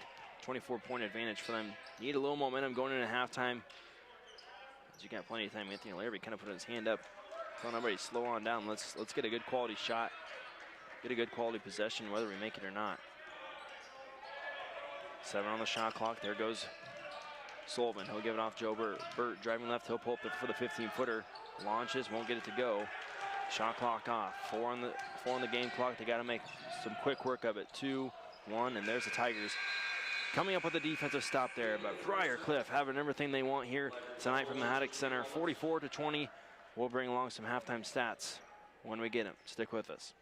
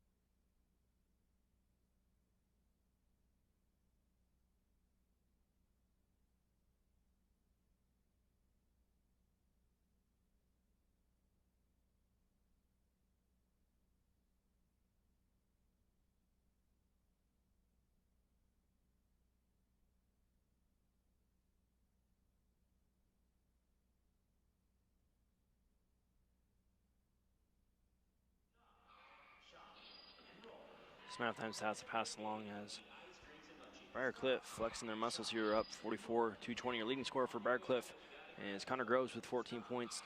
Trailing him behind with 9 is Quentin Vassa. For Doane, your leading scorer right now is Anthony Larrabee. He has, Joe Burt has 7 points. Anthony Larrabee has 6 points for the game right now. Briarcliff shooting the ball really well, 53% from total field goal range and just about 30% for Doane. 3-point range, Briarcliff shooting 44% and Doane shooting 25%. Some of the bigger stats, and they're not huge by any means, but points off of turnovers, Briarcliff with 9 points, Doane with 3. They're trying to lead all of these categories. Points in the paint, Briarcliff with 16, Doane with 8, and then second chance points. This is the only category that Doane is leading 3-2. So Tigers need to rally the troops here and figure some stuff out. I know fatigue's playing a little bit of a factor, but on paper this should be a very evenly matched matchup here tonight. So we'll come along here in about 15 minutes and start our second half of action as the Tigers look to get back in it.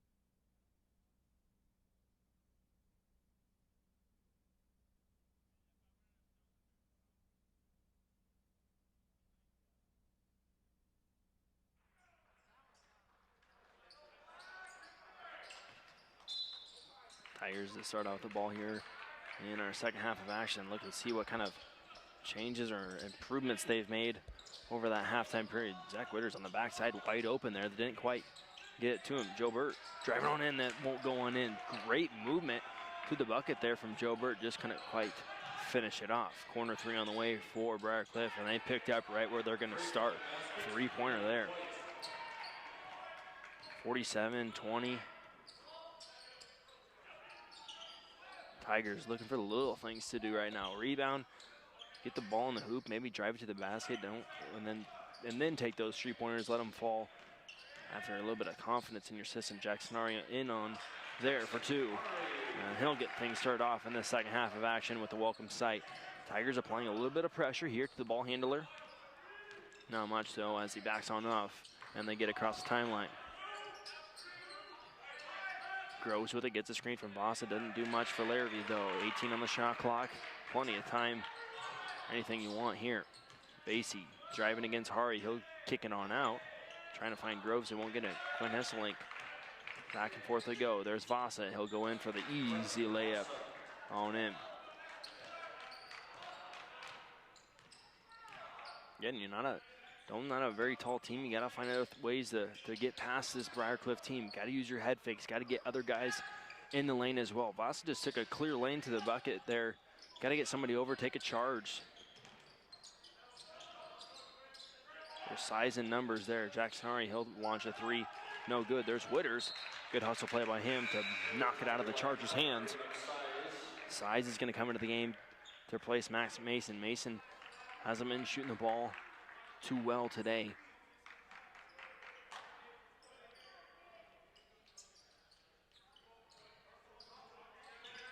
Slowly sauntering away his way up the court. That's Hoyt. He'll get a handoff off the Vasey, and they get into their offensive set. Screen off by Vasa. There goes Quinn Hesselink, and he'll go in with his left hand. And an easy bucket there, just a little too strong. Hari, top of the key against Vasa. He'll drive with his right hand, try and move his way through. He does, and a big man move there by Jackson Hari. Slow approach. That's a great way to go on with it when you're going against somebody that tall. Take what they'll get, as there's going to get an easy bucket there from Vasey.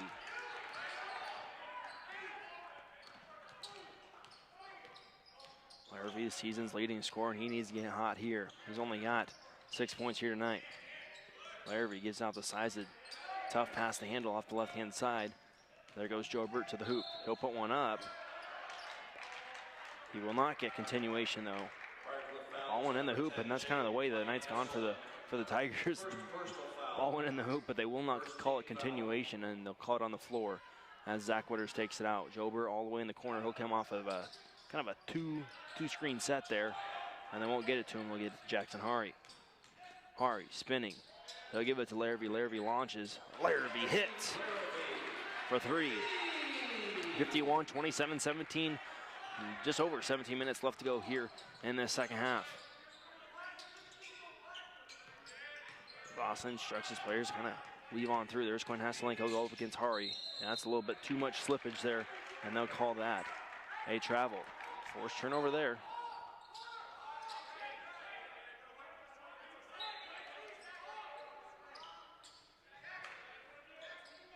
Witters with it against Vasey. He kind of slides his way through off to the right-hand side. Witters hesitates, gives it off to Hari. Hari going on in. He was going to try to slam it, but he'll take the two anyway and get it. Still worth the same amount of points if you slam it or if you kind of dunk it on in there. And that's exactly what Jackson does. And Hesselink over there. Good defense by Zach Witters, not letting him go baseline. Same matchup there. Screen by Vasa. Kick on over. Vasey, 9 on the shot clock. They got to reset themselves. Good defense by the Tigers here. When Hesselink, he's going to come over. There's Larrabee. Good movement. Groves launches the three as the timer goes off. And that's a great possession. Good momentum builder there for the Tigers. Larrabee wants to get the rhythm going. There's Anthony Larrabee for three. And the Tigers brought back to life here, 51-32. Hari, Witters in the corner there. Almost had a little bit of a trap opportunity if you wanted to. Groves looking. He's down in the corner. Hoyt was wide open at that time. 12 on the shot clock. Vasa, tall man, will go ahead and stroke it from deep. And he can hit. 54-32, 15:40 left to go early on in this second half. You're on the Doane Sports Network.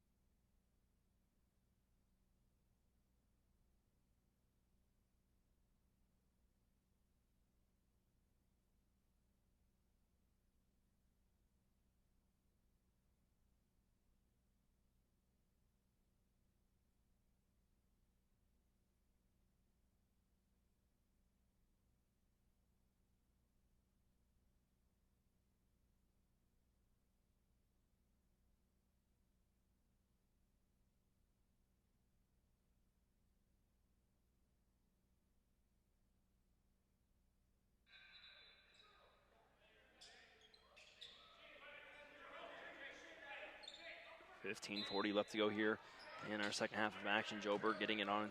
Zach Witters kind of wipes his hand, a little bit sweaty there. And Briarcliff kind of giving them a little bit of a pressure. Then they kind of all slid on back in their defensive set. There's kind of something to look at visually, a little bit different.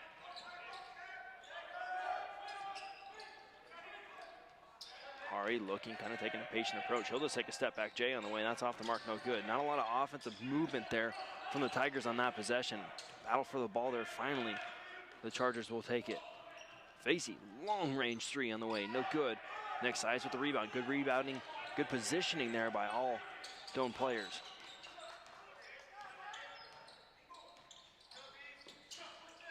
Witters trying to put a move on there. Was kind of waiting for some other players to get moving. There's Larrabee. He'll take a little floater and he'll get it to go.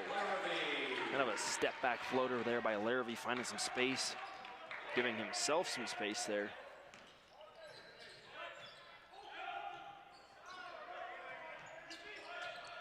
Vasa over, there's Hoyt in the corner. Hoyt answers right on back. Every answer that Doane has had, Briarcliff is right there to do him one more. Witters over, Burt, three-pointer on the way. Off the mark, no good. Joe Burt, so good about kind of feeling out how that ball's gonna move, and he was right there to try to get that rebound, just didn't get there in the quickest way. Good turnover there by Zach Witters. Here could be some fireworks at the time. Witters, he'll go ahead and kind of stall things up a little bit. There's Hari in the short corner. Thought about moving through. There's Hari, he's gonna get off the Zach Witters. Witters didn't want to take the three there. He'll go into the bucket.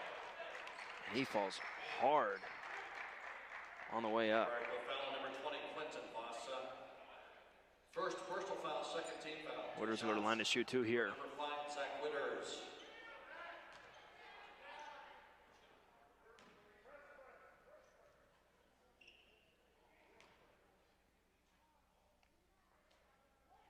Shot up, no good, a little too strong. Trey Winkler going to come on in and provide a little bit of offensive opportunity, some spark there. You'd love to see Trey get the ball in his hands. So lethal from the corner, especially three-point range. Shot up, shot good for Witters. Tyler Sullivan going to come in and replace Zach Witters. Again, a little bit of that smaller lineup here that we have seen, a more offensive approach. Jackson Hart going to kind of step in and be your 5 here, but all guards on the outside.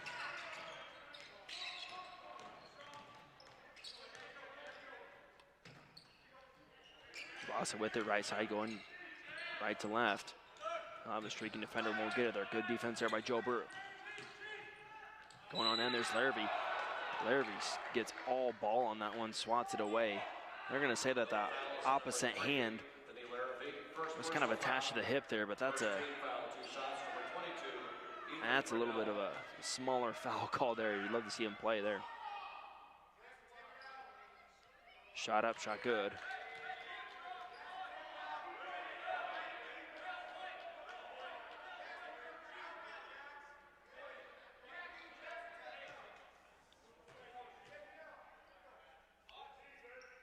Second shot on the way, off the front of the iron, no good.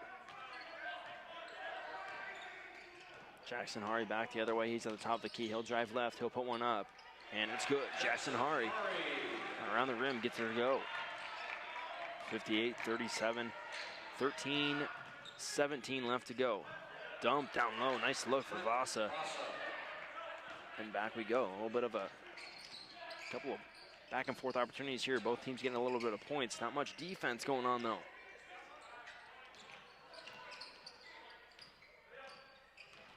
Larrabee gets in the heart of the defense. He's kind of tapered on there by a couple of Briarcliff defenders. Here goes Hari. Hari spins around, tries to go up against Vasa. Vasa initially swats it away, but they'll call him for the foul there. Briarcliff foul on number 20, Quentin Vasa's second personal foul. That's Vasa's second, and that's the third team foul. Not much foul situation or foul trouble for both teams, as Doane only has one.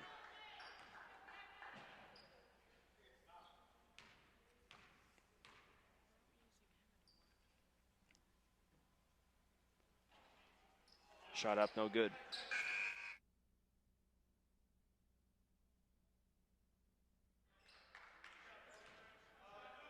One more shot coming up for Jackson Hari.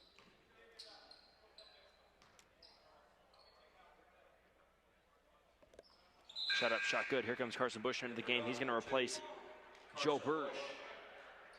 Carson, one of those kids that's kind of provided a spark offensively. He started a handful of games. And now they're kind of using him in a role off the bench, and he can provide a lot of good things here for the Tigers as a freshman. They're going to task him putting up against Groves, one of Briarcliff's best shooters. Groves with it, Bush on him. Winding down that shot clock. There's Larrabee, good defense there. Here come the Tigers, they've got numbers. Hari gonna go and spin his way around, won't get it to go though. Jackson Hari, a nice move to the rim, just couldn't quite finish. That's about the second time he's done that here tonight. So smooth getting to the rim and getting those opportunities as the three-pointer goes up, no good. Just can't finish at the time. Combination of so many things here tonight. You're starting to see a lot of that fatigue come into play. There's Larrabee, short jumper on the way. Nice move by Anthony as he gets two to go. Briarcliff defender goes on the floor there. And Coach McKeithen does want a timeout. Tigers down by 20, 60-40, 11:58 left to go here in our second half.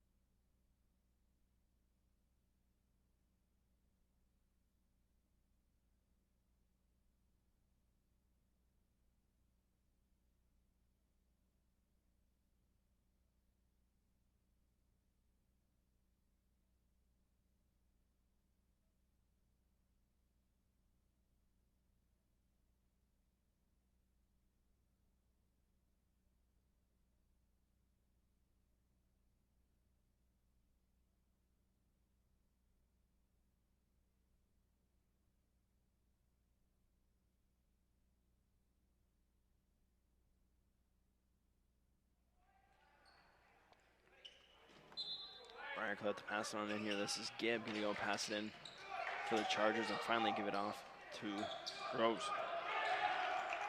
Tigers hassling them here and finally switching them back to get to the defense, but a good defensively, get him kind of in some rattle down. There's Bush the other way. Tigers have numbers. Here comes Bush. Bush going on in. He's going to be fouled on the way up. That's going to be Will Johnson with the foul there. Briarcliff foul on number 3, Will Johnson. Bush going to pass it on in here for the Tigers as they set up in their box set up here. Winkler moving over, getting a screen from Hari. Hari will pop. He'll take the three-pointer. He's all left alone. No good. And there's just a pass. Dribbling out of bounds there is Briarcliff. Nobody even on him as 3 new Chargers will come on into the game. So important to notice, we talked about this a little bit against Nebraska on Thursday, but Tigers are still without Ben Moxon. It's their leading scorer, who is the first couple of games really torching the nets here this season. He is still out. The junior out of Scribner, Nebraska, has been going through protocol, so he hasn't been able to be back, and it's more than likely we will see him to start that 2021 portion of the season, but it's been about 3 weeks since we've seen him. Trey Winkler throws up the 3, and that's going to be no good. Tigers struggling here, down 20. Briarcliff just came out right out the gates. Guns a-blazing. It was at 29-9. Coach McKeithen had to kind of call a timeout there in the first half and gather. And you know, there's so many things coming into this. If you're just joining us, this is the third game here in 4 days for the Tigers. They did face Division I team down the road as Vassar gets 2 to go. Nebraska on Thursday, Mount Marty on Wednesday, and then here tonight against Briarcliff. You start to see some of that fatigue start to settle in. Larrabee, 3-pointer on the way, no good. There's Bush trying to sky high for the rebound. He'll get the foul and get the Tigers another opportunity offensively. Briarcliff foul number 4, Quinton, VC, 3rd personal foul, 15 foul.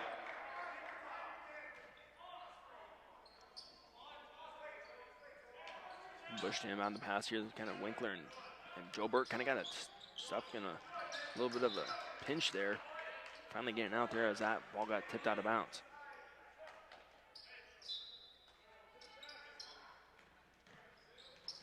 There's Winkler in the corner, he's got it. His opportunity from the 3-point line wasn't what he expected. Larrabee, patient, gets it going to the rim. There's gonna be an opportunity for a 3-point play.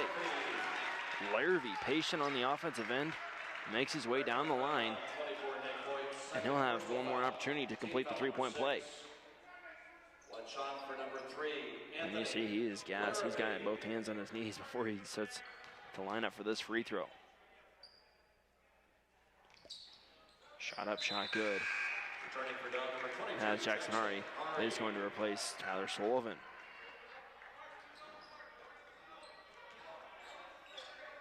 Larrabee here quietly has started to raise his total. He's up to 19 points here in the night. We've talked about him stepping up a little bit. He's going to get called for the foul here, but he only had 6 points during that first half. He's really starting to get going here. That's a little bit of frustration there as there's a foul on Anthony, but they're saying that there's a little bit of a grab there by VC too, but no call there.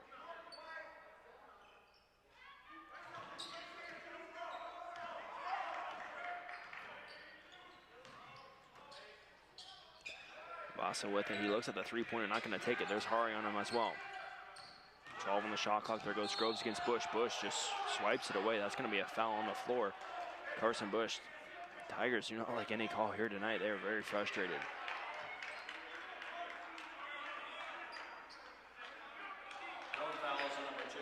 Foul situation, Briarcliff at 6 fouls here tonight, down with 3. So you get Briarcliff into a foul situation here, one more foul, you're going to line the rest of these fouls for the game. That could be hugely important for your offensive strategy, just getting more points up as Vasa drains another 3. At least show a little bit of fight here and get that lead down at least reasonably. Winkler, long range 3, drains it. Trey Winkler picking up where he left off in the Husker game. Weave action here by Briarcliff. Voss on the corner. He wants to test his hot streak. Off the mark, no good. Here come the Tigers the other way. Love to get a basket here. Larrabee sliding left. He'll slide on back. That's a off the mark, wicked off shot there. And they're going to give that to the Briarcliff Chargers here. Just under 10 minutes to go here. 65-46. Tate Missouri here behind the mic on the Doane Sports Network. Thanks for sticking with us here tonight. Cross-court pass here for Briarcliff, getting it across before that 10-second mark. Sliding left, sliding right in the heart of that defense. He's got a little, kind of shuffled his feet there for a little bit. No foul call, or no travel call, excuse me.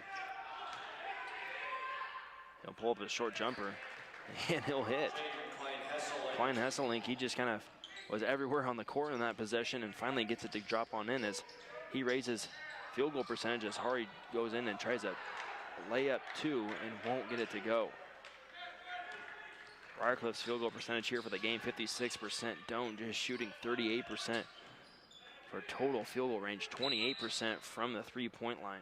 You see the biggest difference there as Briarcliff is shooting 46% from three-point line, just torching the nets on all systems. Rebound situation there, there's a 10 rebound differential as Briarcliff has 30 rebounds, Doane has 20. Turnover situation, Briarcliff's leading that 10-7. Not a category you want to lead, but that's one positive here if you're looking at Doane. They have turned Briarcliff over more than they have turned it over themselves. Winkler, history on the way, doesn't draw iron.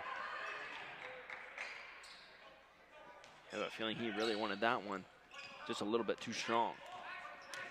Hari here with 11, Burt with 7. Skylar Kelly has not scored, and Bush hasn't scored either. Larrabee with 19. 4 your players on the court right now. Bush driving left, he'll go against Vasa. He'll kind of patiently wait for it. There's Hari. He's going to try and throw it back in there, and it won't get it to go. One of those nights where you just kind of shake your head and kind of a tough game to handle, but you know, you understand the situation. You understand what's happened, what's gone on this whole week.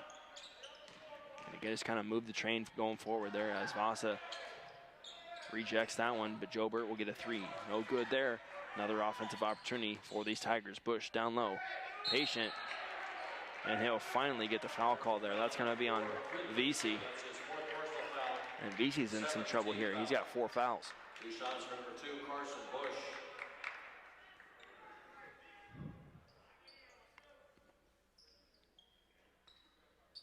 Bush can go to the line here to shoot a pair of free throws. Shot up, no good. Tigers haven't hit a shot here in their last 7 attempts. If you look at their last 12 attempts, they've only hit 2.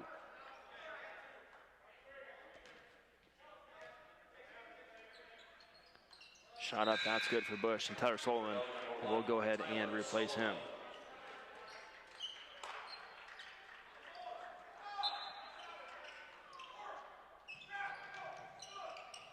Down low, turnover the other way. That's going to be Doane basketball. These are little things you'd like to see coming out for those emotional kind of highs. They come off of a turnover here. Get something positive rolling. Get something going in the bucket. Get a foul. Get something going, because you have 7 fouls already on Briarcliff. So any more that you get, those are free opportunities from the free throw line.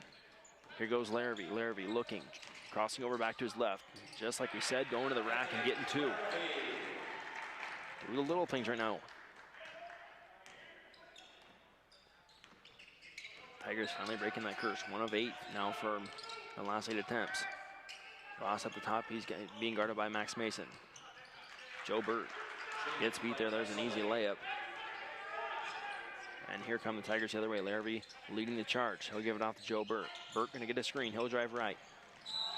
Gets it tipped away from him at the moment, and there's a foul. So Joe Burt will go to line to shoot a 1-on-1 opportunity here.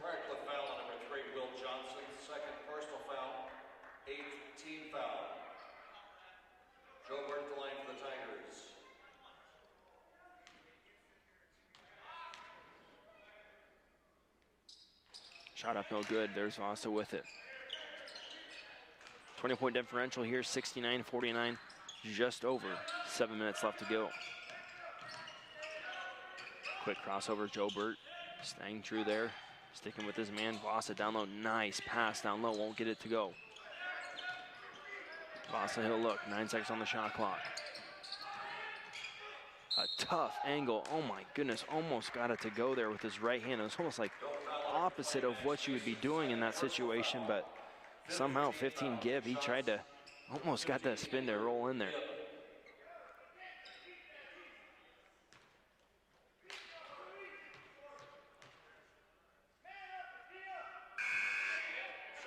Shot up, shot good.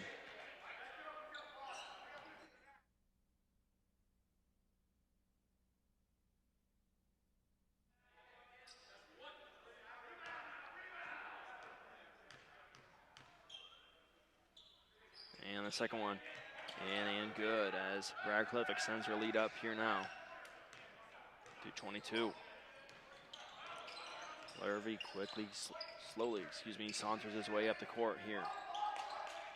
Giving it off to Sullivan, just under 6.5 left to go. Sullivan looks, he'll give it off to Kelly. Kelly will take a shot at the three. Won't get it to roll in that time. Vasa gets it going in here. Briarcliff has had an advantage. They won't take it this time. Vasa against Mason, gives it over. He'll duck down below the screen. There's Quinn Henselick. He finds his man, and that's a foul. That's going to be Doan's 6th foul of the game. They won't go to the line, but they will on the next one. 6th team foul.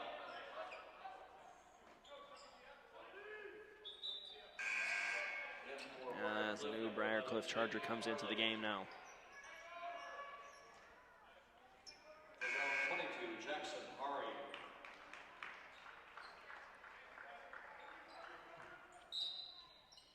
On your court right now for your Tigers, it's going to be Sullivan, Witters, Hari, Kelly, and Larrabee right now. As there's a ball just thrown out. There's Zach Witters with it. He's going to give it off to Jackson Hari. Hari looking, giving it off to Larrabee. Larrabee three-pointer on the way, no good.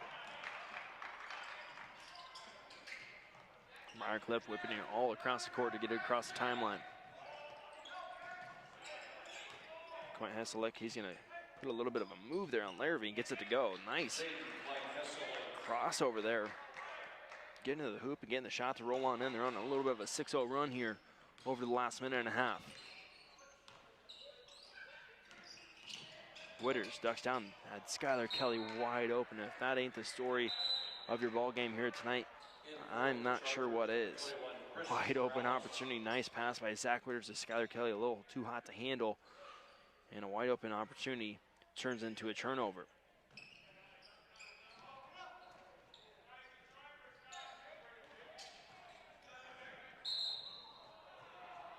And a really tic-tacky foul there. Zach Witters will be called on the reach-in. That's only Zach's second right now, but it looks like Trey Winkler's going to come into the game right now and replace Skylar Kelly.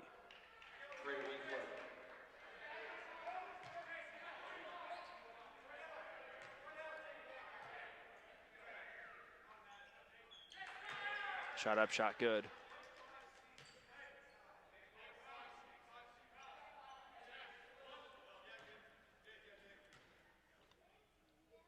As Carly's second one is off the backboard and good. Banked that one in.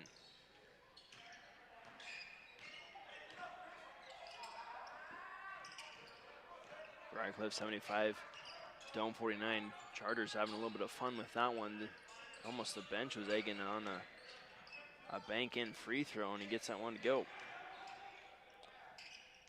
Winkler in the corner gives it off to Hari. Hari down low, bullying his way, bumping on into the couple of Chargers. He's got 19 on the shot clock. Finally flexes on in and gets it to go. Briarcliff quickly whipping it around there. There's a turnover forced by the Tigers. Here comes Sullivan. Sullivan's going to give it off to Witters on the corner. Haven't seen him take a three here tonight. Witters driving on in. He got the bucket to go, but he won't. They won't give him continuation there. So he's going to go to the line. Zach Witters will go and shoot a one-on-one opportunity here. Carson Kruger in for the Chargers. At the line for the Tigers, it's Zach Witters shooting one-on-one.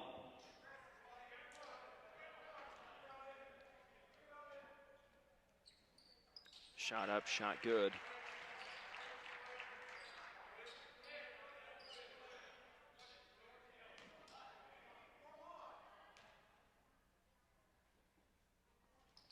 And the second one is good as well.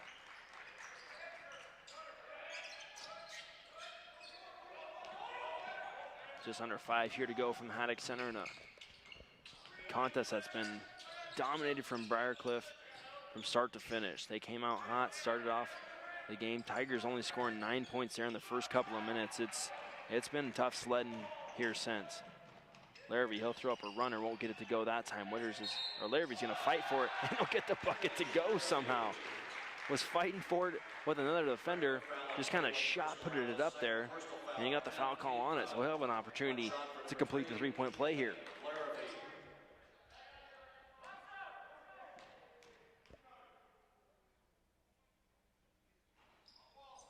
that shot will rattle on home and be good. Witters and Larrabee providing some action there. Trey Winkler just falls right in his lap, and there's another layup the other way. Oh man, easy one. Good fight here by the Tigers. Would have been very easy here to start out that second half when things weren't going your way, as Briarcliff gets another layup to go, just to kind of hang it up, string this one out. They will not quit though. That's what you gotta love about this Tiger team. Sullivan, three-pointer on the way, off the mark. Hari, he'll be called for the foul there. A little bit too much body on the way, kind of jumped up and fell into a Briarcliff defender, as that's the 8th team foul on Doane, so we'll go to the line to shoot one-on-one here.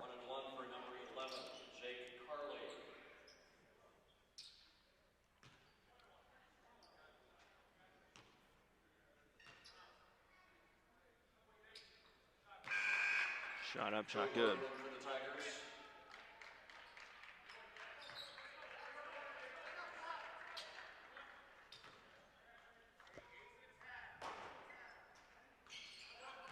And Carly does the same thing as he did last time as he banks one on it. Smiling there. There's Carly after he makes both of those. Joe Burt goes on in and he misses that one. 4 minutes left to go. Larrabee, good hustle there. Won't quite get there at the same time, but he was right there. Just almost missed it by a fingertip. Briarcliff patient right now. They've got all the time in the world they want. Carly, he'll look at the three-pointer, won't take it. He'll move his way on through, try and throw up a wild one and won't get it to go. And Anthony Larrabee will be fouled there. So he'll go to the line to shoot a one-on-one here. Actually, no, it's above 10 fouls. So he'll go to the line to shoot 2. As a couple of new Chargers check themselves in.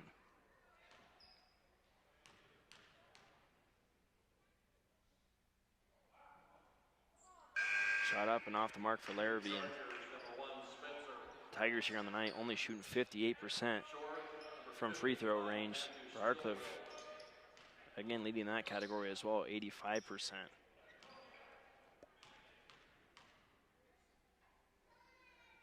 Larrabee's shot on the way is good.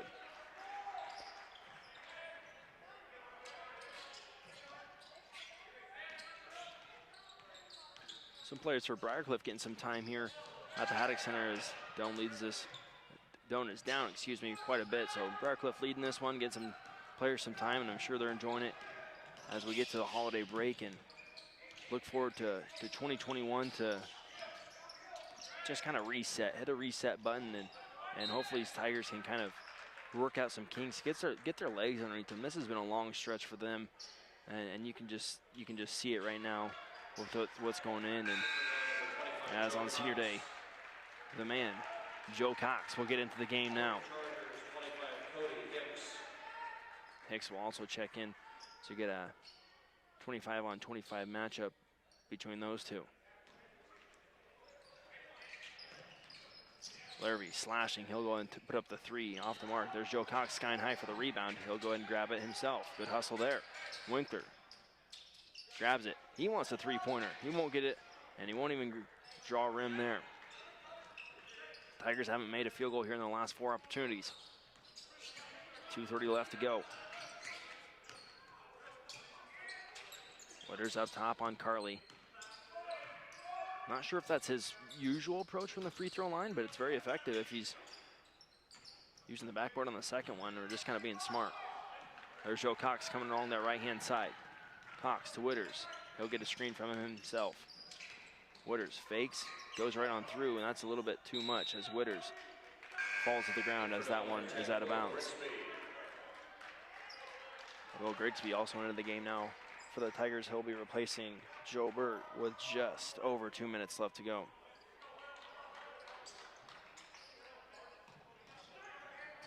Pass on in here. Tigers still applying the pressure. You love to see it. You love to see the hustle here. Granted, a tough game.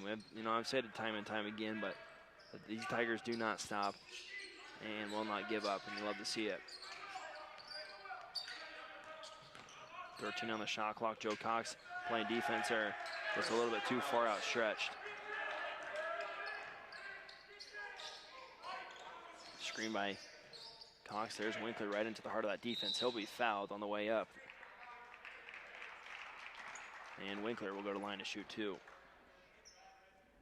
Briarcliff foul on 25, Cody Hicks, first personal foul. It's going to be 2 shots for number 24, Trey Winkler.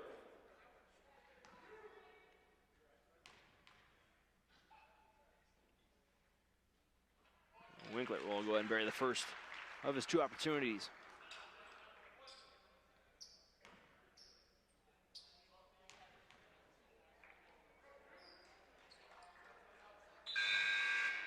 And Winkler will bury that second one. A couple of new Tigers into the game right now as Anthony Larvey and Zach Witters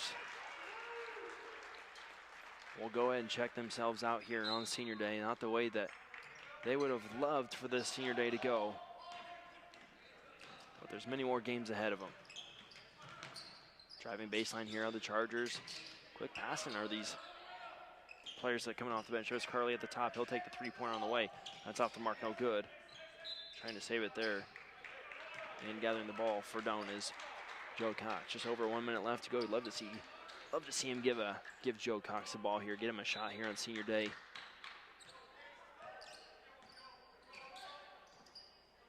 Screen up for Bush here by Joe Cox. A little bit of a weave action here. Bush to Grigsby. Grigsby driving, gonna give it to Cox. Cox, a tough pass to handle there on the end. Grigsby gonna give it to Winkler. 10 on the shot clock, gotta get one up. Winkler driving, kicking. Connor Day down low, he'll get 2 to go. Looks like Briarcliff only have to get one more shot up here, and then the game clock will take care of the rest of it. Shot down, Connor Day fighting for the ball there, trying to grab it through. If some of you were watching on BTN Plus, Connor Day did have a slam dunk against Nebraska, something he may talk about for a while. I was hoping we'd see that from him. 3-2, Cox will get the rebound. He'll take it himself. Here goes Joe Cox. 25 seconds left. Cox, that's dribbled off of Briarcliff there. He'll stay in the hands of the Tigers. You know Cox was going to take that one to the rim if he had the opportunity to here on senior day. Bush will give it off. Grigsby driving to the rack, won't get it to go here. Grigsby looking, he'll put it up himself again and get it to go on in. And with 13 seconds left to go, they just got to get it over the timeline. And the Chargers dominate here in Crete tonight. 81-65 is going to be your final score as Briarcliff gets a much needed GPAC win to boost their GPAC standing. Here on senior day doesn't quite go how both teams wanted to go. The girls lost earlier today in a tough one, and the boys fall here tonight. We'll bring along some post-game stats here in just a moment. Stick with us.